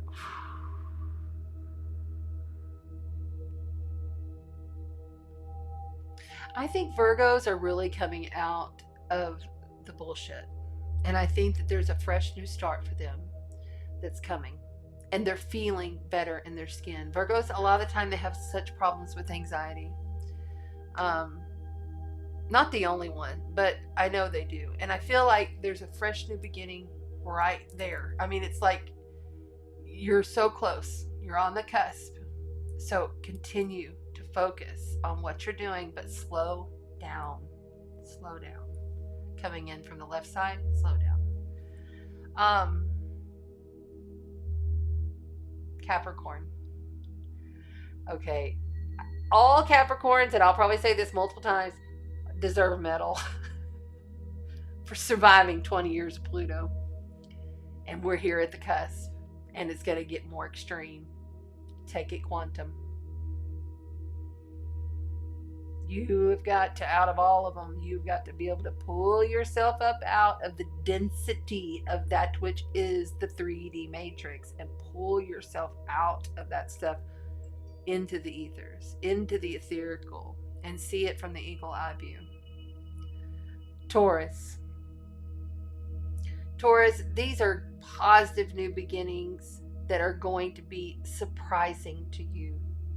You will not understand fully what all this work has been about until May. But you have beauty and goodness right there. Great awakening. You still, so Uranus is in Taurus for 7 years. It's been there over a year now. I mean, it's so it's 6.5 years. It's over the hump. I'm sorry, not 6.5. What's the middle? 3.5. 3.5 years. So it's past and it's coming up on the 4th year. So you only have 2 more years of Uranus there. And when Uranus starts getting in those tail end degrees, that's when you're really going to just bust out and explode. But you're still finding that you're surprising yourself along the way. And I think after May, you're going to really look back and say, wow, look what I did in the past 18 months. We are going to see changes in our food and agriculture. I've been saying that since day one. And we're seeing it. Oh, we're seeing it. And I still believe that some of these things are happening at a quantum level in order for us to upgrade the technologies of how to do it in a better way. With Uranus being there in Taurus, with the north node of the, karmic north node. So hang in there, Taurus. You got this. All right. We are calling upon the dragons. Ooh, and my nose is starting to itch.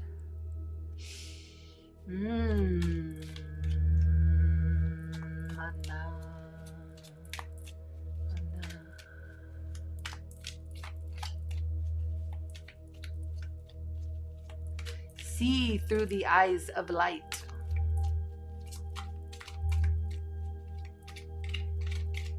Anna is my female dragon. She's red and gold. See through the eyes of light.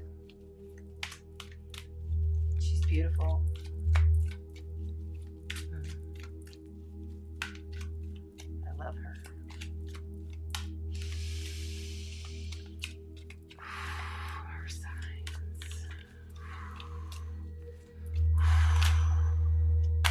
coming out in packs tonight. This is just how it's falling. Okay, so we have the Knight of Swords kicking off the Earth sign read. Challenged by the major life event, major arcana, the Temperance. That's Sagittarius. And we have the Knight of Pentacles. Ooh, 2 knights on the board for Earth signs. And coming in from outside of you, you have the Shaman. Look at that. It's the Magician card for these. I love this card. Look, isn't he amazing? And then you have the 5 of Cups. And the Moon. And you're getting a bigger read, it looks like, because you're getting all these others. I'm going to squeeze this in a little more. These are bonuses. I'm sorry. I got to get them. Okay. Yeah. The Lovers, the Queen of Cups, and the Page of Wands.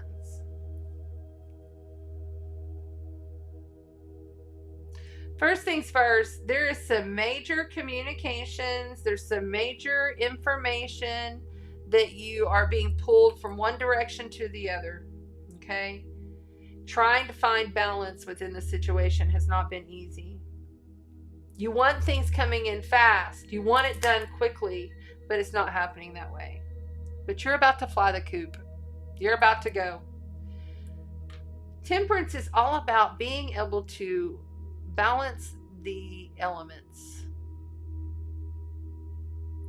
Look at how you structure your life, and are you able to balance everything out really methodically, poignantly, but also going for it, like, you know, in the same thing, you know, having that mentality of I'm doing this. Earth signs, this is really important. The Knight of Pentacles is the slowest knight in the deck. The Knight of Swords is the fastest knight in the deck, okay? And you're being challenged to create temperance here. Wisdom, deep guru knowledge. This isn't like surface shit. This is deep. If you want the truth and the communications that are coming through with this truth card, coming in quick. This is a fast card. Fast things coming in, okay? Fast informations. You have to balance it. You have to have patience. You can't be aggressive with this. And you have to realize, because this is the slowest knight in the deck, that it's going to take you connecting in with others. I see a connection with others. It's going to take you connecting in with others in order to really blossom whatever this is that you're initiating, but it's going to take time, and it's going to take patience and structure. Coming in from outside of you, somebody knows it all, and they could even be trickster like energy. I feel like somebody really knows a lot, but they have this kind of like overbearing, it's all about me personality is what I'm getting. And it's strange to get that from the Magician, but it is. But remember, you have to have patience with this situation. The Five of Cups says that there has been some harsh difficulties, challenges, emotions, struggles, shit that you just, you know, it's been hard. You're crying, you're upset, and it has to do with this Magician shaman character. No one can do this but you. When you're looking to others and they are overbearing to you, no one can do this but you. The moon is saying you're not seeing it. It will be clear upon the full moon. It'll be clear upon the next full moon. Okay? We just had a full moon in Leo. We have a full moon in Virgo coming. There you go. Earth signs, right? It'll come at the full moon. You must understand, to be shifty and shady and to be, you know, having this shade energy coming in. This is the thing. A lot of people are like, oh, they're doing it. They're coming in at me. This is happening. This is happening. You brought that forth to yourself. Sit down in your shit and think, how did this come? What did I, and don't should all over yourself, like I should have done this, I should have done that. It's okay to cry about it too. It's okay to feel those emotions and just let it go. It's going to take some patience. There's a new start, a new passionate start. There's something that you need to learn here, okay? He's the student. He's just beginning. But he's got so much, he's so excited. He's like the kid that just got his driver's license, right? And he's going to go out to his first party, that could go really well or it could go really bad, right? It's that kind of an energy. He's still got a lot to learn. And you have a lot to learn. And you will learn it because you will walk in your temperance. No, you will fly in your temperance flight.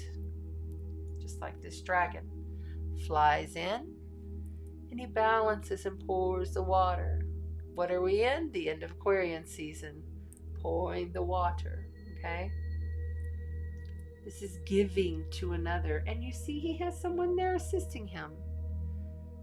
You allow the people who can assist you be around you.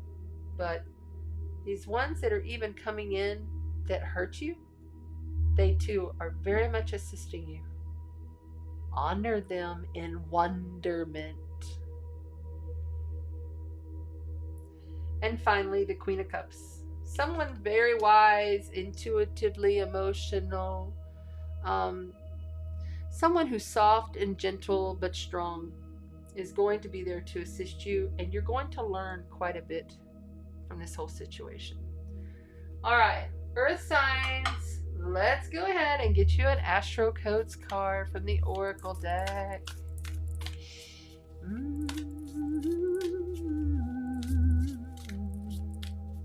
I get this loving feeling like a little grandma's here, and she's like someone who would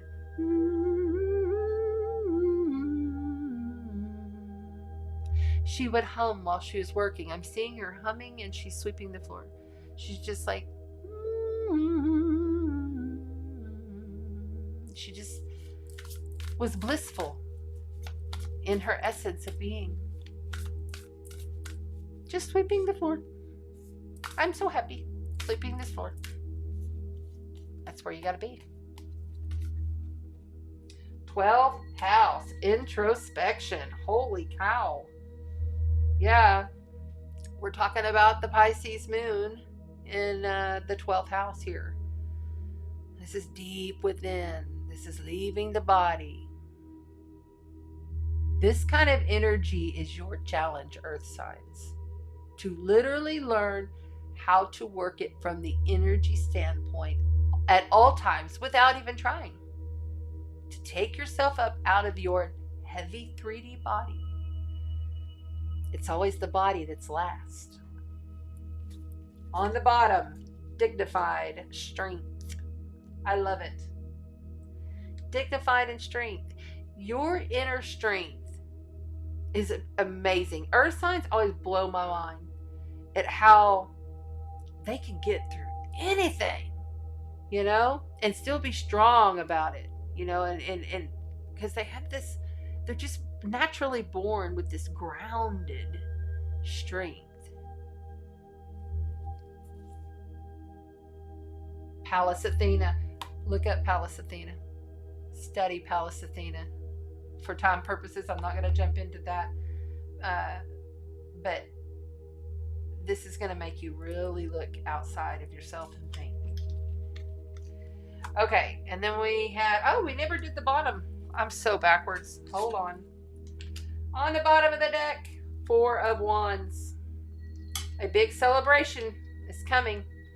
This is a birthday party, a celebration of even, it's a gathering, a wedding, a funeral. It's a coming together, but mainly in celebration, but it could be a funeral. But this is feeling joy in your heart and feeling like you belong. Like I get a sense of like you feel like you belong. And it's really beautiful. After all the hard stuff, it's really good. And it makes you cry because you feel so good. I love it. Oh my, feeling that energy of your grandma too, or your aunt or someone, just a little old lady. Oh, the hunter. You receive the hunter. Look at this. The horse rides through the night, through the dark, through the dust, into the photonic light over you earth signs.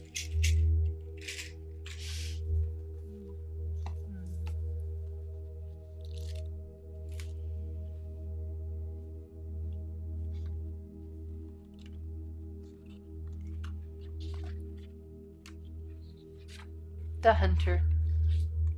Oh, here, so that you can take a screenshot if you want.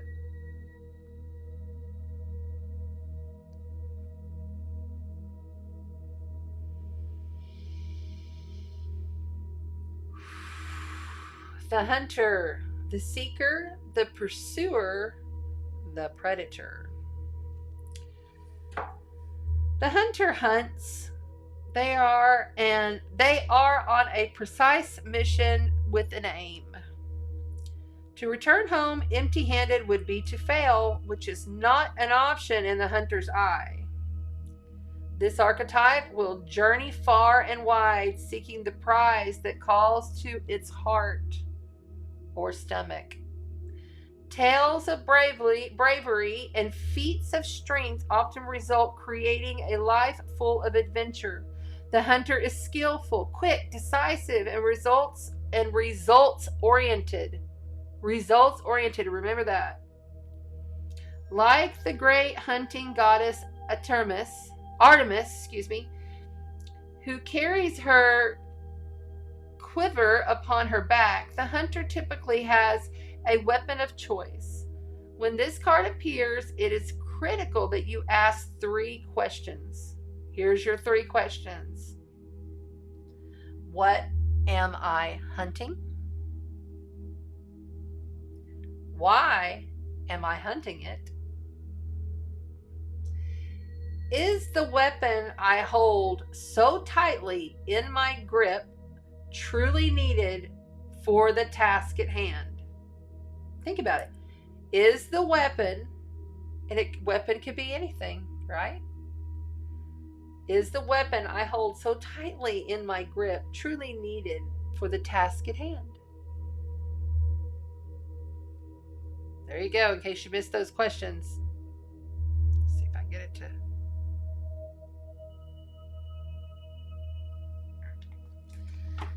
Thank you very much, Earth signs. I am sending you strength, honor, and you've got to get up out of that body. However it does for you. Art. If art is, this is the greatest time for art. I didn't even mention about being creative and artistic during this time. This is a great time for that. Really create something.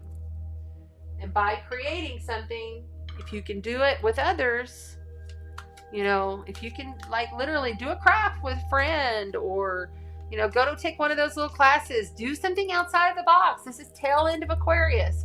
Different, outside of the box thinking. Different. Something you wouldn't normally do. Don't go do something you would always do. It's not going to benefit you. There is a celebration coming in. It's quite lovely. Thank you to the earth signs. I love you. You are a blessing to this world. We need grounded earth signs in this world.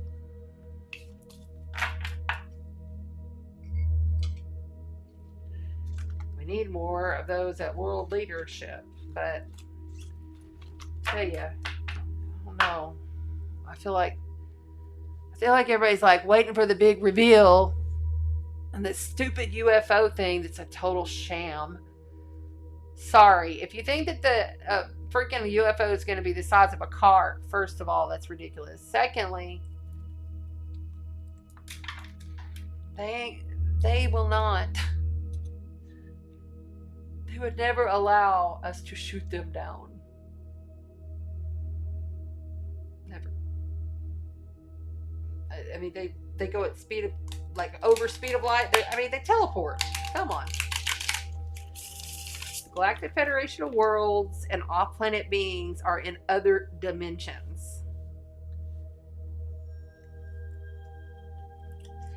Not to say that those of us who are feeling higher in our ascension, maybe, balancing in and out in 5D consciousness like we are right now, that you can't see them.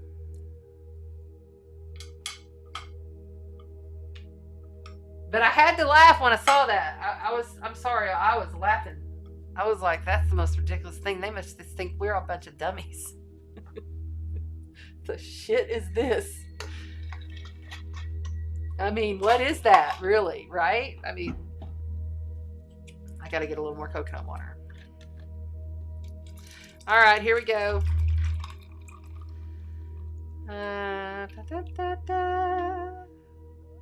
Goodbye, earth signs. No, but in all actuality, think about it. They have the technology capabilities. They've been having it for years. To do, like, make you believe that something is coming to attack us. Now, they can plant bombs on the ground and have explosions and actually kill people.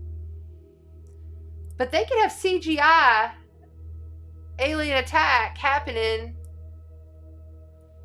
and it's not even real, but it looks extremely real right in front of your eyes, in the sky above your house. I mean, that could be very, very real. Maybe. We'll see. Okay. I want to make sure that I'm not holding these upside down, first of all, and give these a little shuffle. And I need the time.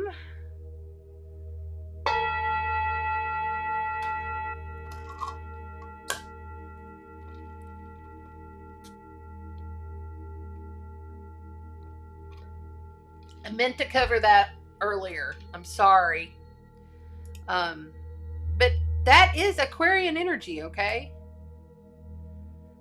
And we're at the tail end of Aquarius. And we got a really extreme new moon coming. And we got an extreme sun conjunct to a Saturn. Sun-Saturn conjunction in Aquarius at the tail end of his long 2.5 journey. Right before, boom, there's a new moon. Like, literally days before.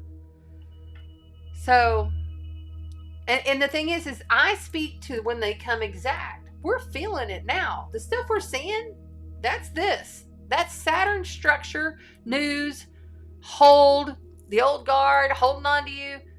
That's Saturn coming in, and the sun is basically, Saturn is combust. Because the sun's so life-giving. It's our life force. It's everything, right? So they're going to be grasping.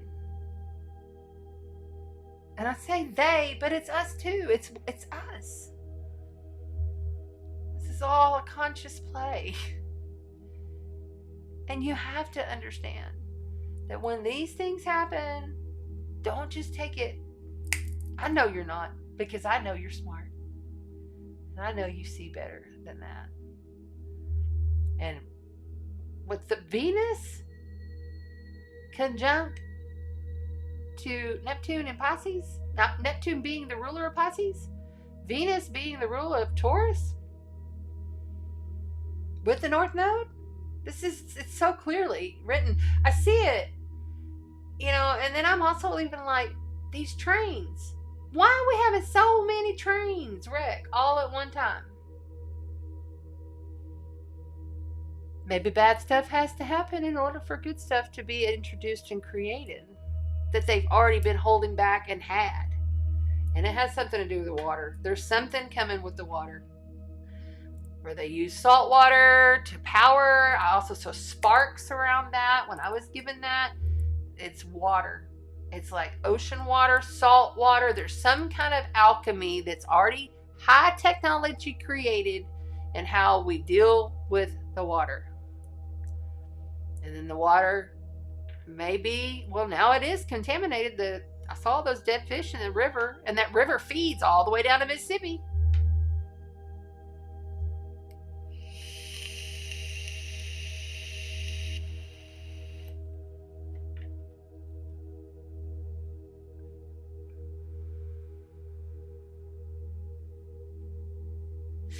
Oh, crazy wild child, I love you. I love you. Thank you. I'm very human. I've been through a lot of trauma. But this is not about me now. So we're on fire. Okay. All right. But that's the thing. You know, that's why I'm not a healer. Trust me, if I was a healer, I'd be healing my son and make his life so much better. I'd be healing myself. Now, I do it in the quantum field. I just allow and activate. You know, there's a difference, a big difference there. Okay, so, shit.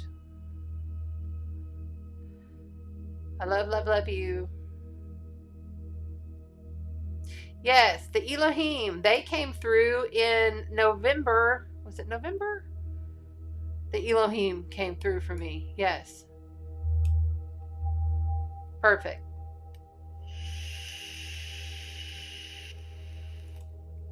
Cat's Unity says that her nanny was always humming while she was doing everything. That's nice.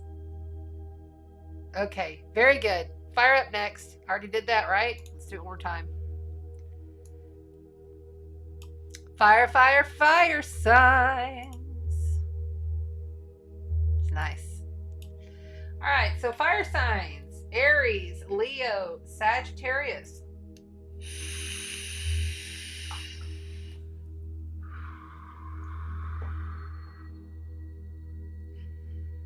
Blowing my dragon fire. All right. Aries, Leo, and Sagittarius. Aries, you have got to go. Jupiter is out of shadow, and you will only have Jupiter there for a few more months before he moves on into Taurus, and I believe that happens in May. Lots of big things happening in May. March is huge, into April, and May, for sure. And then October is going to be a little cray-cray. We got eclipses coming. We are not far from eclipse season. Sagittarius, the adventure is yours for the taking. Why aren't you going? Why aren't you stepping out? Why aren't you activating your Jupiterian planet that rules you, that is in the only sign of the zodiac that is the initiator, that is the pioneer? You're going to see my dust as I go. Watch me glow. Okay? Sagittarius, please step it up.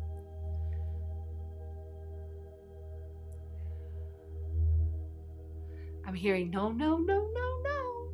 That's what I just heard. No, no, no, no, no. Somebody's saying no, no, no, no, no. And you need to go, go, go, go, go.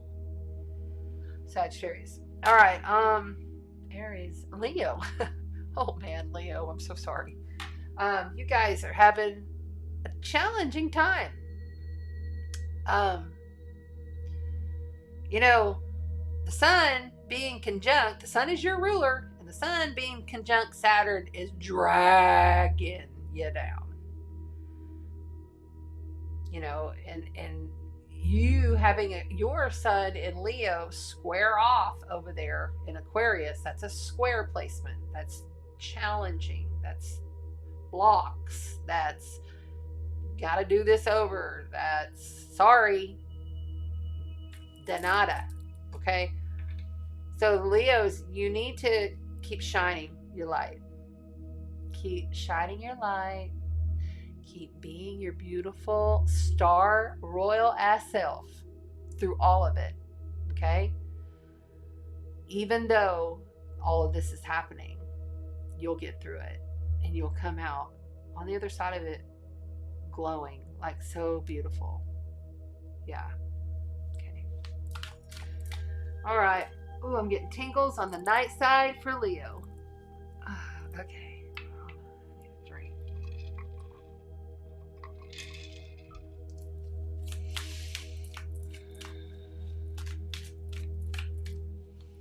I'm so sorry. Wow. You know, Crazy Wild Child just said, and this is something else. You know, they just lost a friend, or a friend who lost 2 siblings tragically.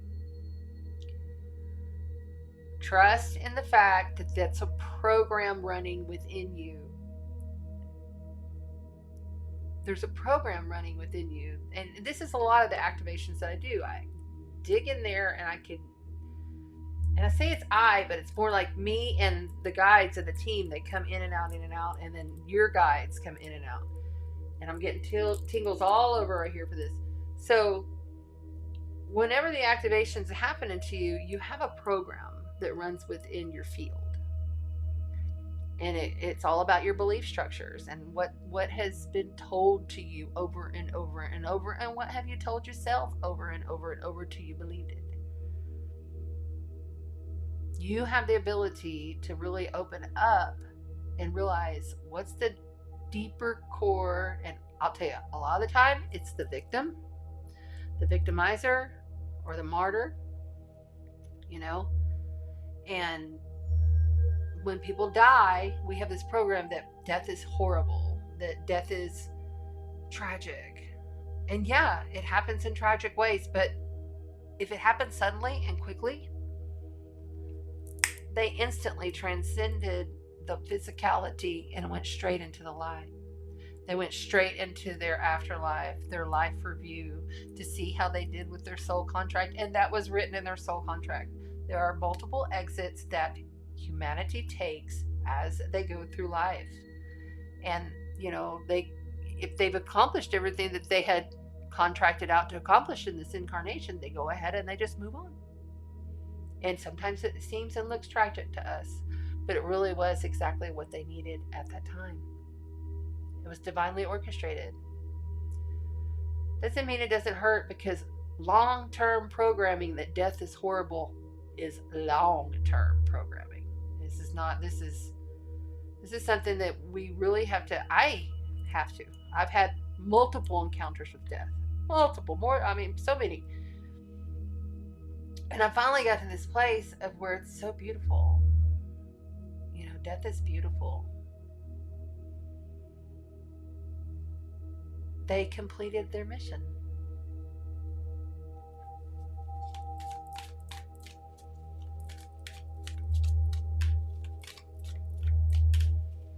Fire. They're coming out in packs tonight. Okay. We have the 6 of Wands starting off the fire sign read. And then, look at that. Major life event. Major arcana card. The Judgment. Beautiful. This is Scorpio energy. And then we have major life event. Major arcana. Ooh. Is that Gemini? Yeah, it's Gemini.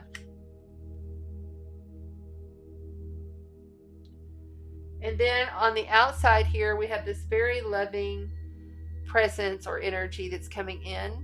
Okay, this is outside of you. 6 of Cups. That's 2 6s right on top of each other, by the way. It's a give and take. It's a celebratory energy. It's like where you're almost into that, whatever it is that you're doing, what you're trying to accomplish.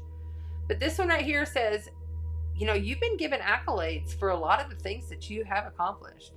And bravo to you, fire signs. I mean, you've really done a lot here. And people are seeing and noticing and showing up in your life. And you're seeing, hey, that was really awesome of you, fire sign. Way to go. They're celebrating you for the things that you've done. And that feels really good. Your challenge here is to be able to take all of that praise and rise with it. Okay? Not really rise above it, but to rise with it. To know that this is not the end and that you must continue. This is also a second chance. If something has failed for you in the past or something has gone wrong, this is Archangel Gabriel raising the dead, giving everyone a second chance. What was I just speaking to? Death. And how It's a celebratory thing, truly, if you look at it on a multidimensional quantum type level. Challenged by major life event, major arcana, the Lovers. That's Gemini. This can be sometimes confusing energy. This is being pulled in one direction or the other, and then also having people around you that aren't quite on the same page. Okay? Even though you're being celebrated, you're being challenged to rise with this, to continue on with this, to know that this second chance is being given and you have to run with it and take it. Because there's been some blocks and challenges. There's been some confusion. Okay? I mean, look at her. She's got this snake right there behind her, you know, and she's like, what about me? And all, and he's kind of like just off in La La Land. Like he's not even paying her any mind, really.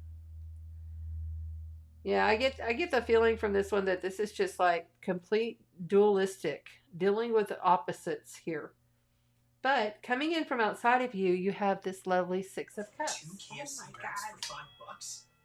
Oh my God. Oh my God. I guess that one wasn't very long. Oh, stupid. Inner Lotus music. Okay, we're not going to use them again, even though we love you. We're going to use something different next time. They should never have commercials in the middle of those. Anyway, but that was also divinely orchestrated. That was supposed to happen because I was supposed to reset. Okay, so this is also looking to the past. So this could be somebody coming in from your past. A sweet memory of your childhood. Someone you know when you were younger that really, you know, you loved a lot. But remembering that, you know, as much as we look back on things, that's not where we're going, right? So somebody outside of you is going to come in and say, hey, remember when, da da da da da. You know, and it's going to ignite something in you to carry on, I feel. It's going to ignite you to move forward and be able to rise with the situation. The scrambled energy that I get a lot, I mean, there's a lot of things going on here with you. You're thinking a lot and you're wanting accomplishments. I get that. I'm an Aries moon. Okay. Wow. You have the Wheel of Fortune. This is the Fate card. Okay, so this is also major life events. You have 1, 2, 3 majors. Okay, that's pretty good. I mean, this is pay attention time. I feel like whatever comes in, whoever comes in as a memory from your past or wants you to do something from your past, that this is something that's fated and will be fixated. So you cannot have a scrambled, at odds, in the duality type decision-making process on this. You're going to have to rise with it, like with the situation, and continue on because you've already celebrated. You've been celebrated. You've done good. You know, you accomplished some things, but now you're moving on, and this is becoming really, really important at this point.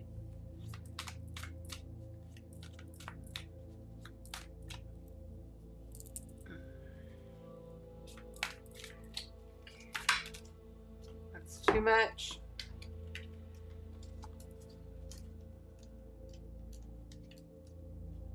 There goes the tone. There it is, 2 of Cups. This one's upside down. There we go. Okay, the 2 of Cups, and I just put that whole stack upside down. Hold on. I'm all over the place right now. Okay. Look, you got the 10 of Cups, or the 10 of Wands. This is, you have pushed on through every single one of those 6 of Wands. See, you start out with 6. Every single one of those 6 of Wands represents hard tasks, dramatic, challenging, passionate tasks. I mean, they weren't all hard. Some of them were like, I've achieved, because you've achieved and you've been celebrated, right? But now you have this 2 of Cups. If this person that's coming in from your past convinces you to rise with them and you fall in love, or you're married and you reunite your passions or whatever, however it is that you do, this is a soulmate card. Soulmates don't always mean it's easy, okay? You could also pertain this to your work, but I'm feeling a love vibration, truly. It's going to be hard. It's not going to be easy. Why? Why is it not going to be easy? Oh my God. Because you're going to be left in sorrow and grief. And look, 3 cups spilt, 2 cups standing. You're not looking. This is the grief of death. All right, so I'm going to advise you to not do whatever is coming in from the past. No matter how much you think they're your soulmate. And you can have a best friend soulmate. You can have a work companion that is a soulmate. We all come in together for reasons or seasons, right? But this is fated. And I get a heavy energy now. Because see, this is Scorpio and this is also Scorpio. And I feel like you might get snowed here. Because this is hard. This is pushing through a lot of shit and still having to walk and carry it all. But you're at the end of it, so there's a relief. And it's very sad. On the bottom, yeah. On the bottom you have the 5 of Swords. This is the second time this card has come out, I believe. And this is having to walk away from a difficult situation. Maybe having to do it in an ugly way. Or having someone else stab you in the back and leave you. See all these people? He's just like stole all their shit. And now he's just leaving them there. And they have nowhere to go. They have no weapons. You know, they'll probably be murdered. So, wow. Okay.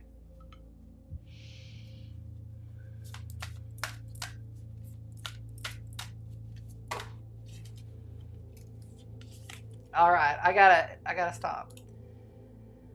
She says, this is Lacey. She says, you say you're not a healer, but in order to activate, you must heal the past life trauma. You have done that for me, and I'm excited for my journey. I love you, but you did that. Not me. I just shined the light on some things. I assisted, but you did the work. And I'll be in touch soon. I'm just trying to get through today and get to Thursday. And Thursday's my day for scheduling people, getting people back on the schedule for February, March, and April. All peoples that be waiting, that be patient. Midheaven. You got the midheaven. Oh my gosh. This is so important. Like, it says pinnacle moment. This is an important, your midheaven is all about how you're going to show up in completion, how you're going to shine, how are you going to be the phoenix that rose from the ashes to fly on. It's important, uber important, what you choose. All right, one more. And it's almost to the end. 6th house, sustainability. We got that twice. Another reading. Sustainability. Is it practical? Is it going to last? No. Okay. And then we're going to choose one of the, from the, what's it, the wild unknown archetypes. This one I haven't had that long. I think I got it last year. So I gotta use it all the time. That's it right there. Oh, there's 2. Okay, hold on.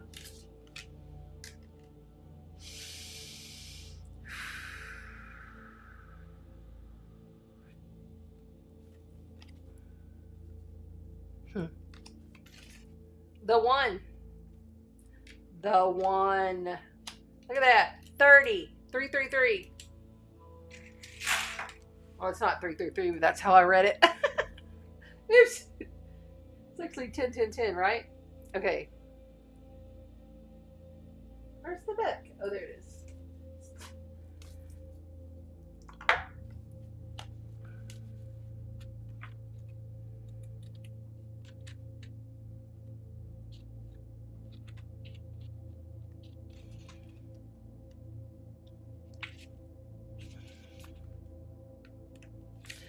the one.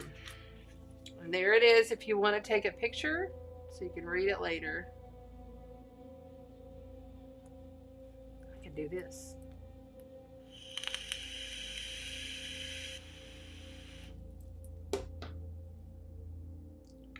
Okay.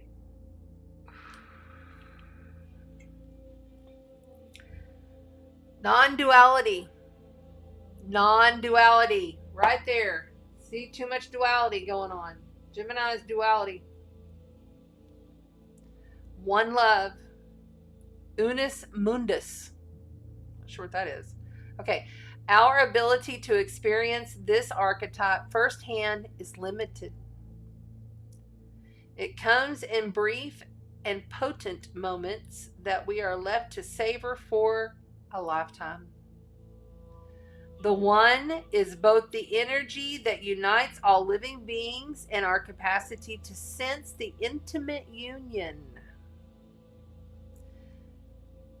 This archetype eludes us most of our lives, appearing as a concept in a distant galaxy.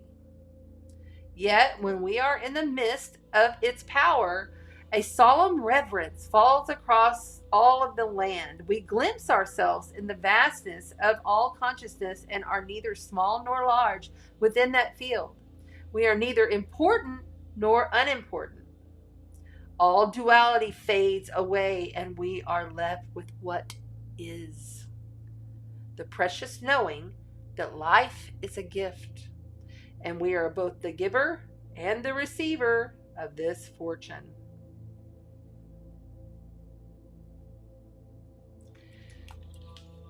It's about acceptance and service to self than the other. We are in service to humanity just by being here, fire signs.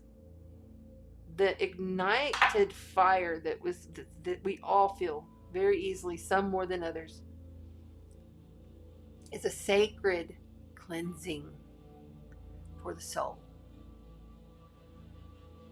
You have to flame that fan and blaze out the whole place with your fire and your passions through your highest consciousness, through the oneness. Thank you, fire signs. I hope you enjoyed this. I hope it helped you. This is serious times, y'all. You don't get those together. It's pinnacle. It's a perfect word for this.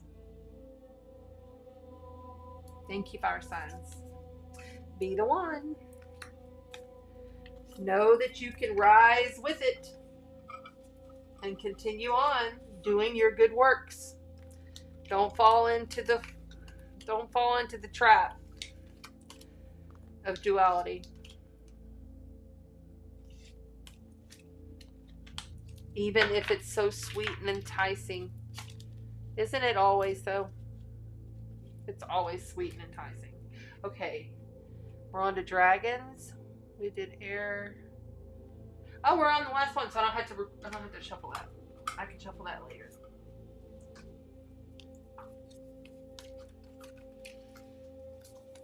Okay. These are really thick, and these sometimes stick together. So I'm going to try really separating a few of these and go from there. Because I'm feeling called for the next water signs. There.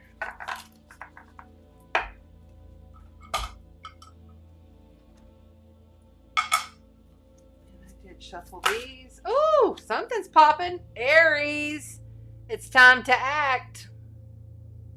And we're already into the water signs, but it could also be for fire signs. So, kind of a last minute nugget of info. Aries ain't going to put up with a whole lot. They're going to take care of their own. They're going to take care of their business. They're going to move forward, and they're going to jump off that cliff, and they're not going to look down. They're just going to go. They're going to fly. Rise up, well, no. Okay, maybe somebody needs to rise above something. Interesting. Okay, so thank you. And now we're on to water signs, right? Yes. Thank you, Renee. Wow, we are running a little bit late tonight. I do apologize for that. I think I got thrown off at the beginning because of the software. I'll get it. I'll get it learned. I'm only taking 2 other classes with 1 on hold right now, and trying to work, and trying to move my son here. It's a lot. Okay.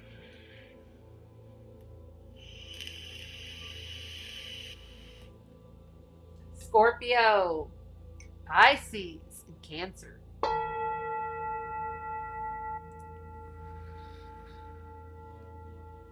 Oh, okay. This will be the last read. No questions tonight.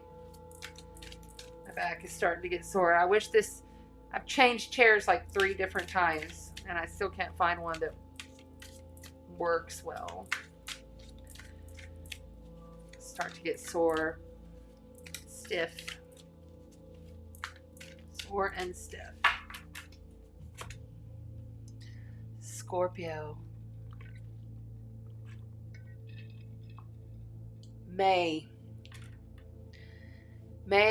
at the mid to end May, you're going to really see everything you've accomplished, everything you've let go of, everything that had to leave you that may have hurt you is going to be, well, there'll be some closure, some understanding. And you'll look back at this 18-month period when that node leaves and you will say, wow, look what all I did in that time period.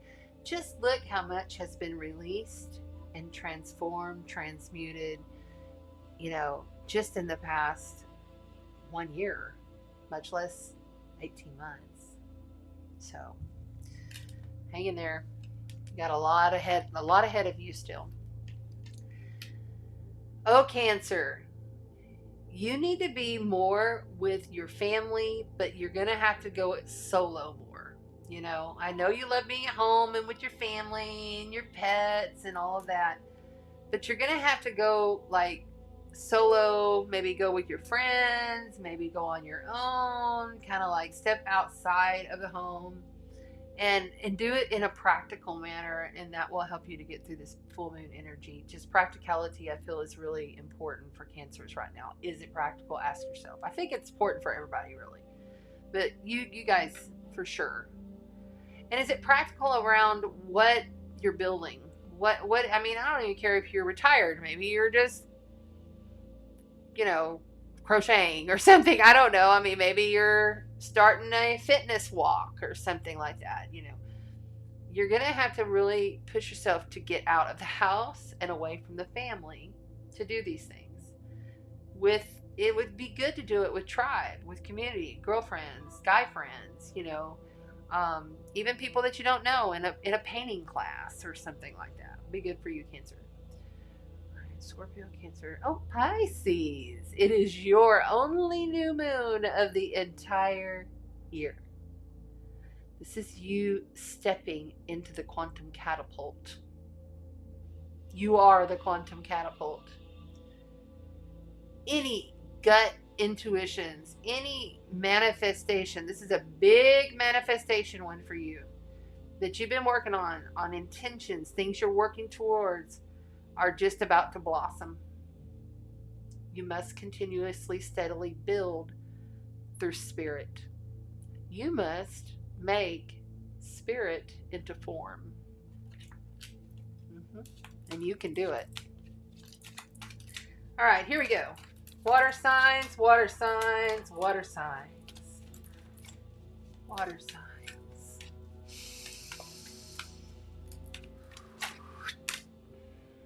Nine of Cups. That's it's a damn good card to start with, I should say. That is having plenty enough to give, fulfilled within yourself. This is very much the home person who serves up the food and has plenty of, love to give to the family. You know, and really it's a wish card, but it also can be a card of overindulgence. Let's see what else we got here. Emotional fulfillment, plenty to give, open heart.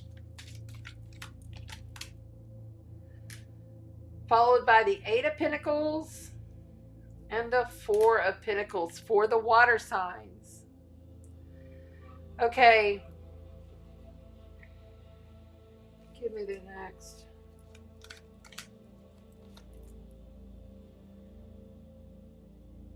The Sire of Swords, King of Swords coming in from outside of you. Yeah, that you're going to have to work. The challenge position here says this is going to take work. This is going to take diligence. This is working through the night, perfecting your craft. Whatever that may be for you water signs. Diligently, steadily working through the night to build your craft. What it is that you're doing. It's not, you have to be like number uno determined on this. Number uno. Four Pentacles. This is holding on tightly. Having, you know, it's like having some good, valuable things that you don't want to share with anybody. But sometimes that can close you off because you're holding on so tight to things. Someone outside of you is coming in and they are large and in charge. They're an air sign, Libra, Gemini, or Aquarius.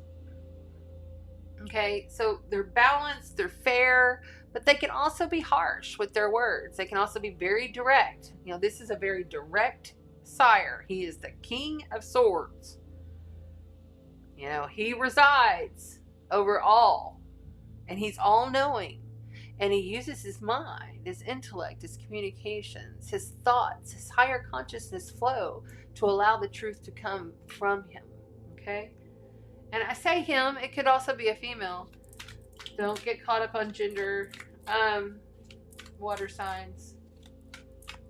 Someone outside of you, I feel, is assisting you with this craft mastery that you're like on a quest for.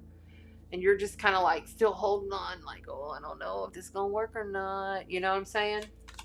You know, you have plenty enough to give. You have everything that's needed here. Emotionally, you know, let me cook for you. Let me assist you. But you must work. There's something you got to work at. It's not gonna be easy, especially since you're just kind of holding on for dear life. And this Sire of Swords, I don't know about yet. I don't know. Eight of Wands, it's going to happen fast. It's going to happen fast. Whatever it is. See, that's the other thing is the King of Swords is a fast king. He's the fast. And he's fast with his words. He's fast with his thoughts. He's fast with his judgments. This is ascending through it in a very quick manner. Leaving the situation if you must. But something will be known through this craft that you're creating, or this, whatever this is you're trying to accomplish. There will be something known very quickly about this. It's like the portal that you must go through in order to complete the craft. But I feel reluctancy here, but I'm getting tangled on this side. So that tells me it's the right way to feel in that moment. Six of Swords, moving away. I had that in my head. Okay. Six of Swords, moving away. You gotta go. There's something you're gonna have to leave, or someone else is gonna have to leave. And it's not gonna be easy. And it may be a long journey. Damn. Sire of Wands.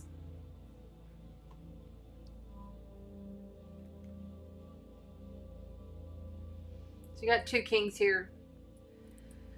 Okay. So you got two kings. You got the Fire King, which is Aries, Leo, or Sagittarius. And you've got the Air King, Gemini, Libra, or Aquarius. I feel like there's going to be help that comes in for this situation. But I feel like there's going to be a shitty one first. Like there's going to be some kind of shitty offer. There's going to be some kind of judgment. There's going to be some kind of something. There's something that makes you act fast on this thing you're building, and you leave the situation before because you're holding on to dear life. You're holding on to everything. And all you want to do is be that one that gives. Somebody, there's a fire energy that's coming in. It could even just be like a new activity or a new thing that you're doing, something you're putting your passions into, but it can also be an individual. Why? Oh, there's Scorpio's card. Death, transformation, rebirth. Right there. That's why.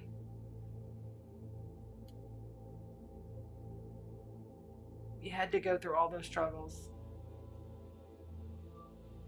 You had to face your own fucking shit. You had to face your demons and face your shadow. Over and over and over and over we do this. No one, I don't believe no one is ever completely done facing their inner turmoil and shadows. Even the most ascended masters. The most. I don't know, man. I don't see it. I don't see until you leave the physicality to be able to truly do that. I feel goodness from this Fire King. I feel like something good's going to come out of it, though. All right. Astro codes for the water signs, please.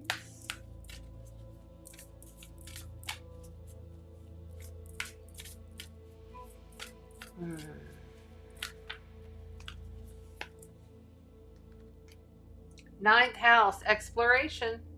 Well, that is Sagittarius, and this is a Sagittarius card right here. Yeah, you gotta leave and explore more options. There's something else here. And exploration can be fun, you know, even through hard stuff. It's all in how you're looking at it. It's how are you perceiving this? One more. You may have to go on a long adventure. So the number 11, Master 11. Confrontation.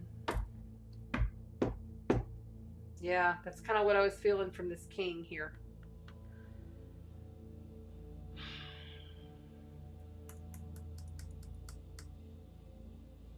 Things got to get worked out. And I don't think it's going to be easy at first, but this Sire of Wands is going to assist, and you will know quickly. And that's always better, right? Gemini on the bottom, duality. We've had Gemini multiple times tonight. Gemini, you know, I love Geminis. Don't get me wrong. I love Geminis because they're all over the place. They do everything. They go everywhere. And when I'm in that mood, I'm going to call me a Gemini. Let's go have some fun. But, I mean, sometimes it can be very scattered energy. You know, the good twin and the bad twin, the opposites. You know, and am I going this way or am I going this way? You know? Opposition coming in order to transcend and leave. All right.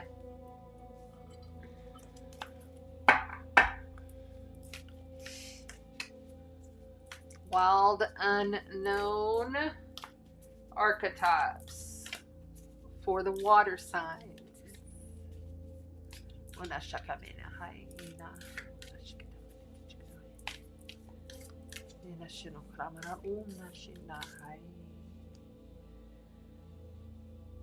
The mirror. We had that already. This is like 70 something cards, I think. I can't remember. I know it's a lot because it's a big, thick deck. And we had that twice. Okay, I'm going to read it to be fair. But this is all about what I had in my session today. About us being mirrors to everything. And that even the deepest, darkest, what we perceive to be evil is also us. LXV11. Oh, I passed it. There it is. No, that's the stone. LXV1 of 3 ones. There it is. Okay, there's the mirror for the water signs. If you guys want to take a picture of it so you can read it later, zoom in and read it.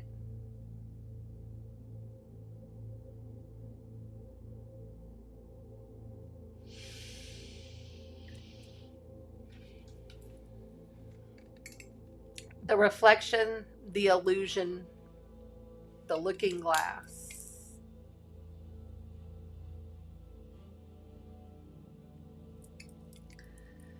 We look into mirrors every day without recognizing them as portals into another realm. They can shatter, flatter, distort, reflect, and project an image back to us that we deem to be true. The energy of the mirror is all about self-perception. When the archetype of the mirror appears, we are in the mythic land of Narcissus, who saw himself and reflected he saw his reflection in a pool and fell in love with his own image. So, compelled by his reflection, he could not turn away. Asphyxiation that eventually led to his death. That death card.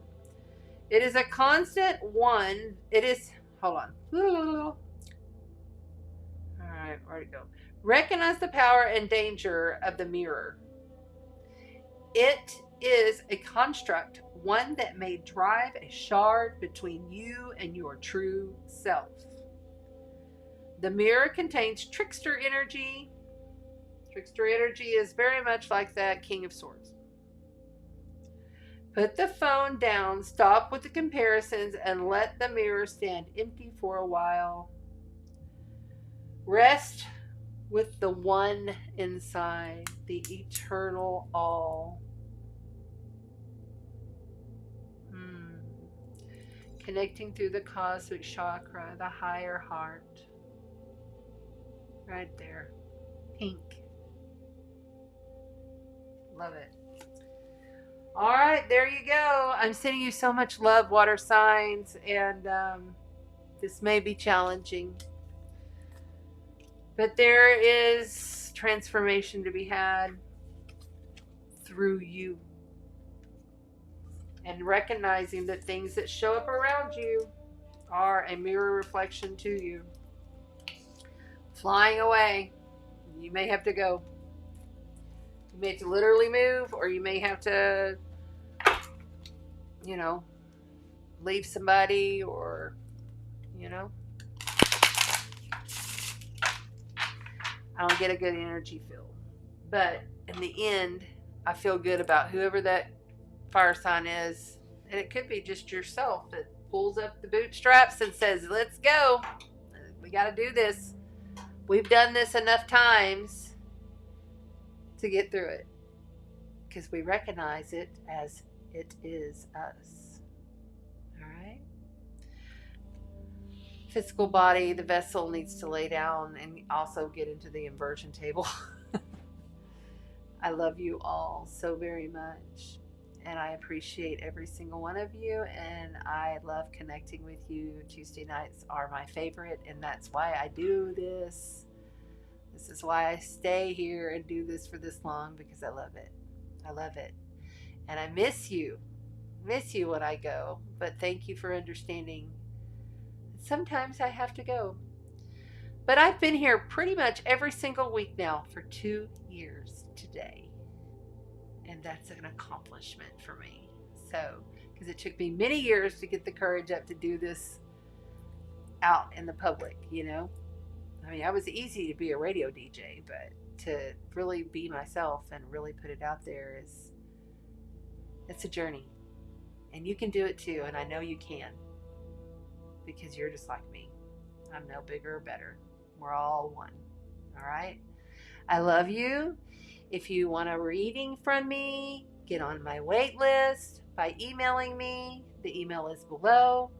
If this beautiful gathering that we had today resonated with you and you would like to be a contributor, I do have my links below, and I do appreciate all those who have sent the beautiful, wonderful gifts to me to help put it back into the business. I mean, it'll probably take me 3 years just to catch up with all the money I've put into this, but it's okay.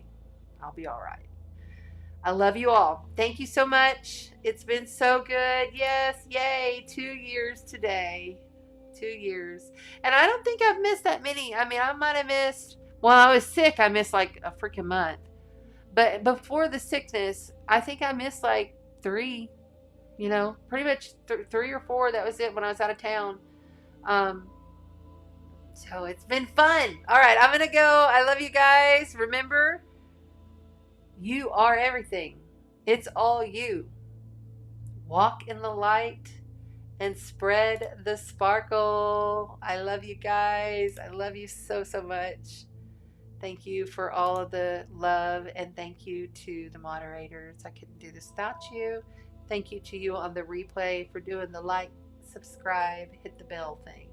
Love you. Have a blessed Pisces new supermoon.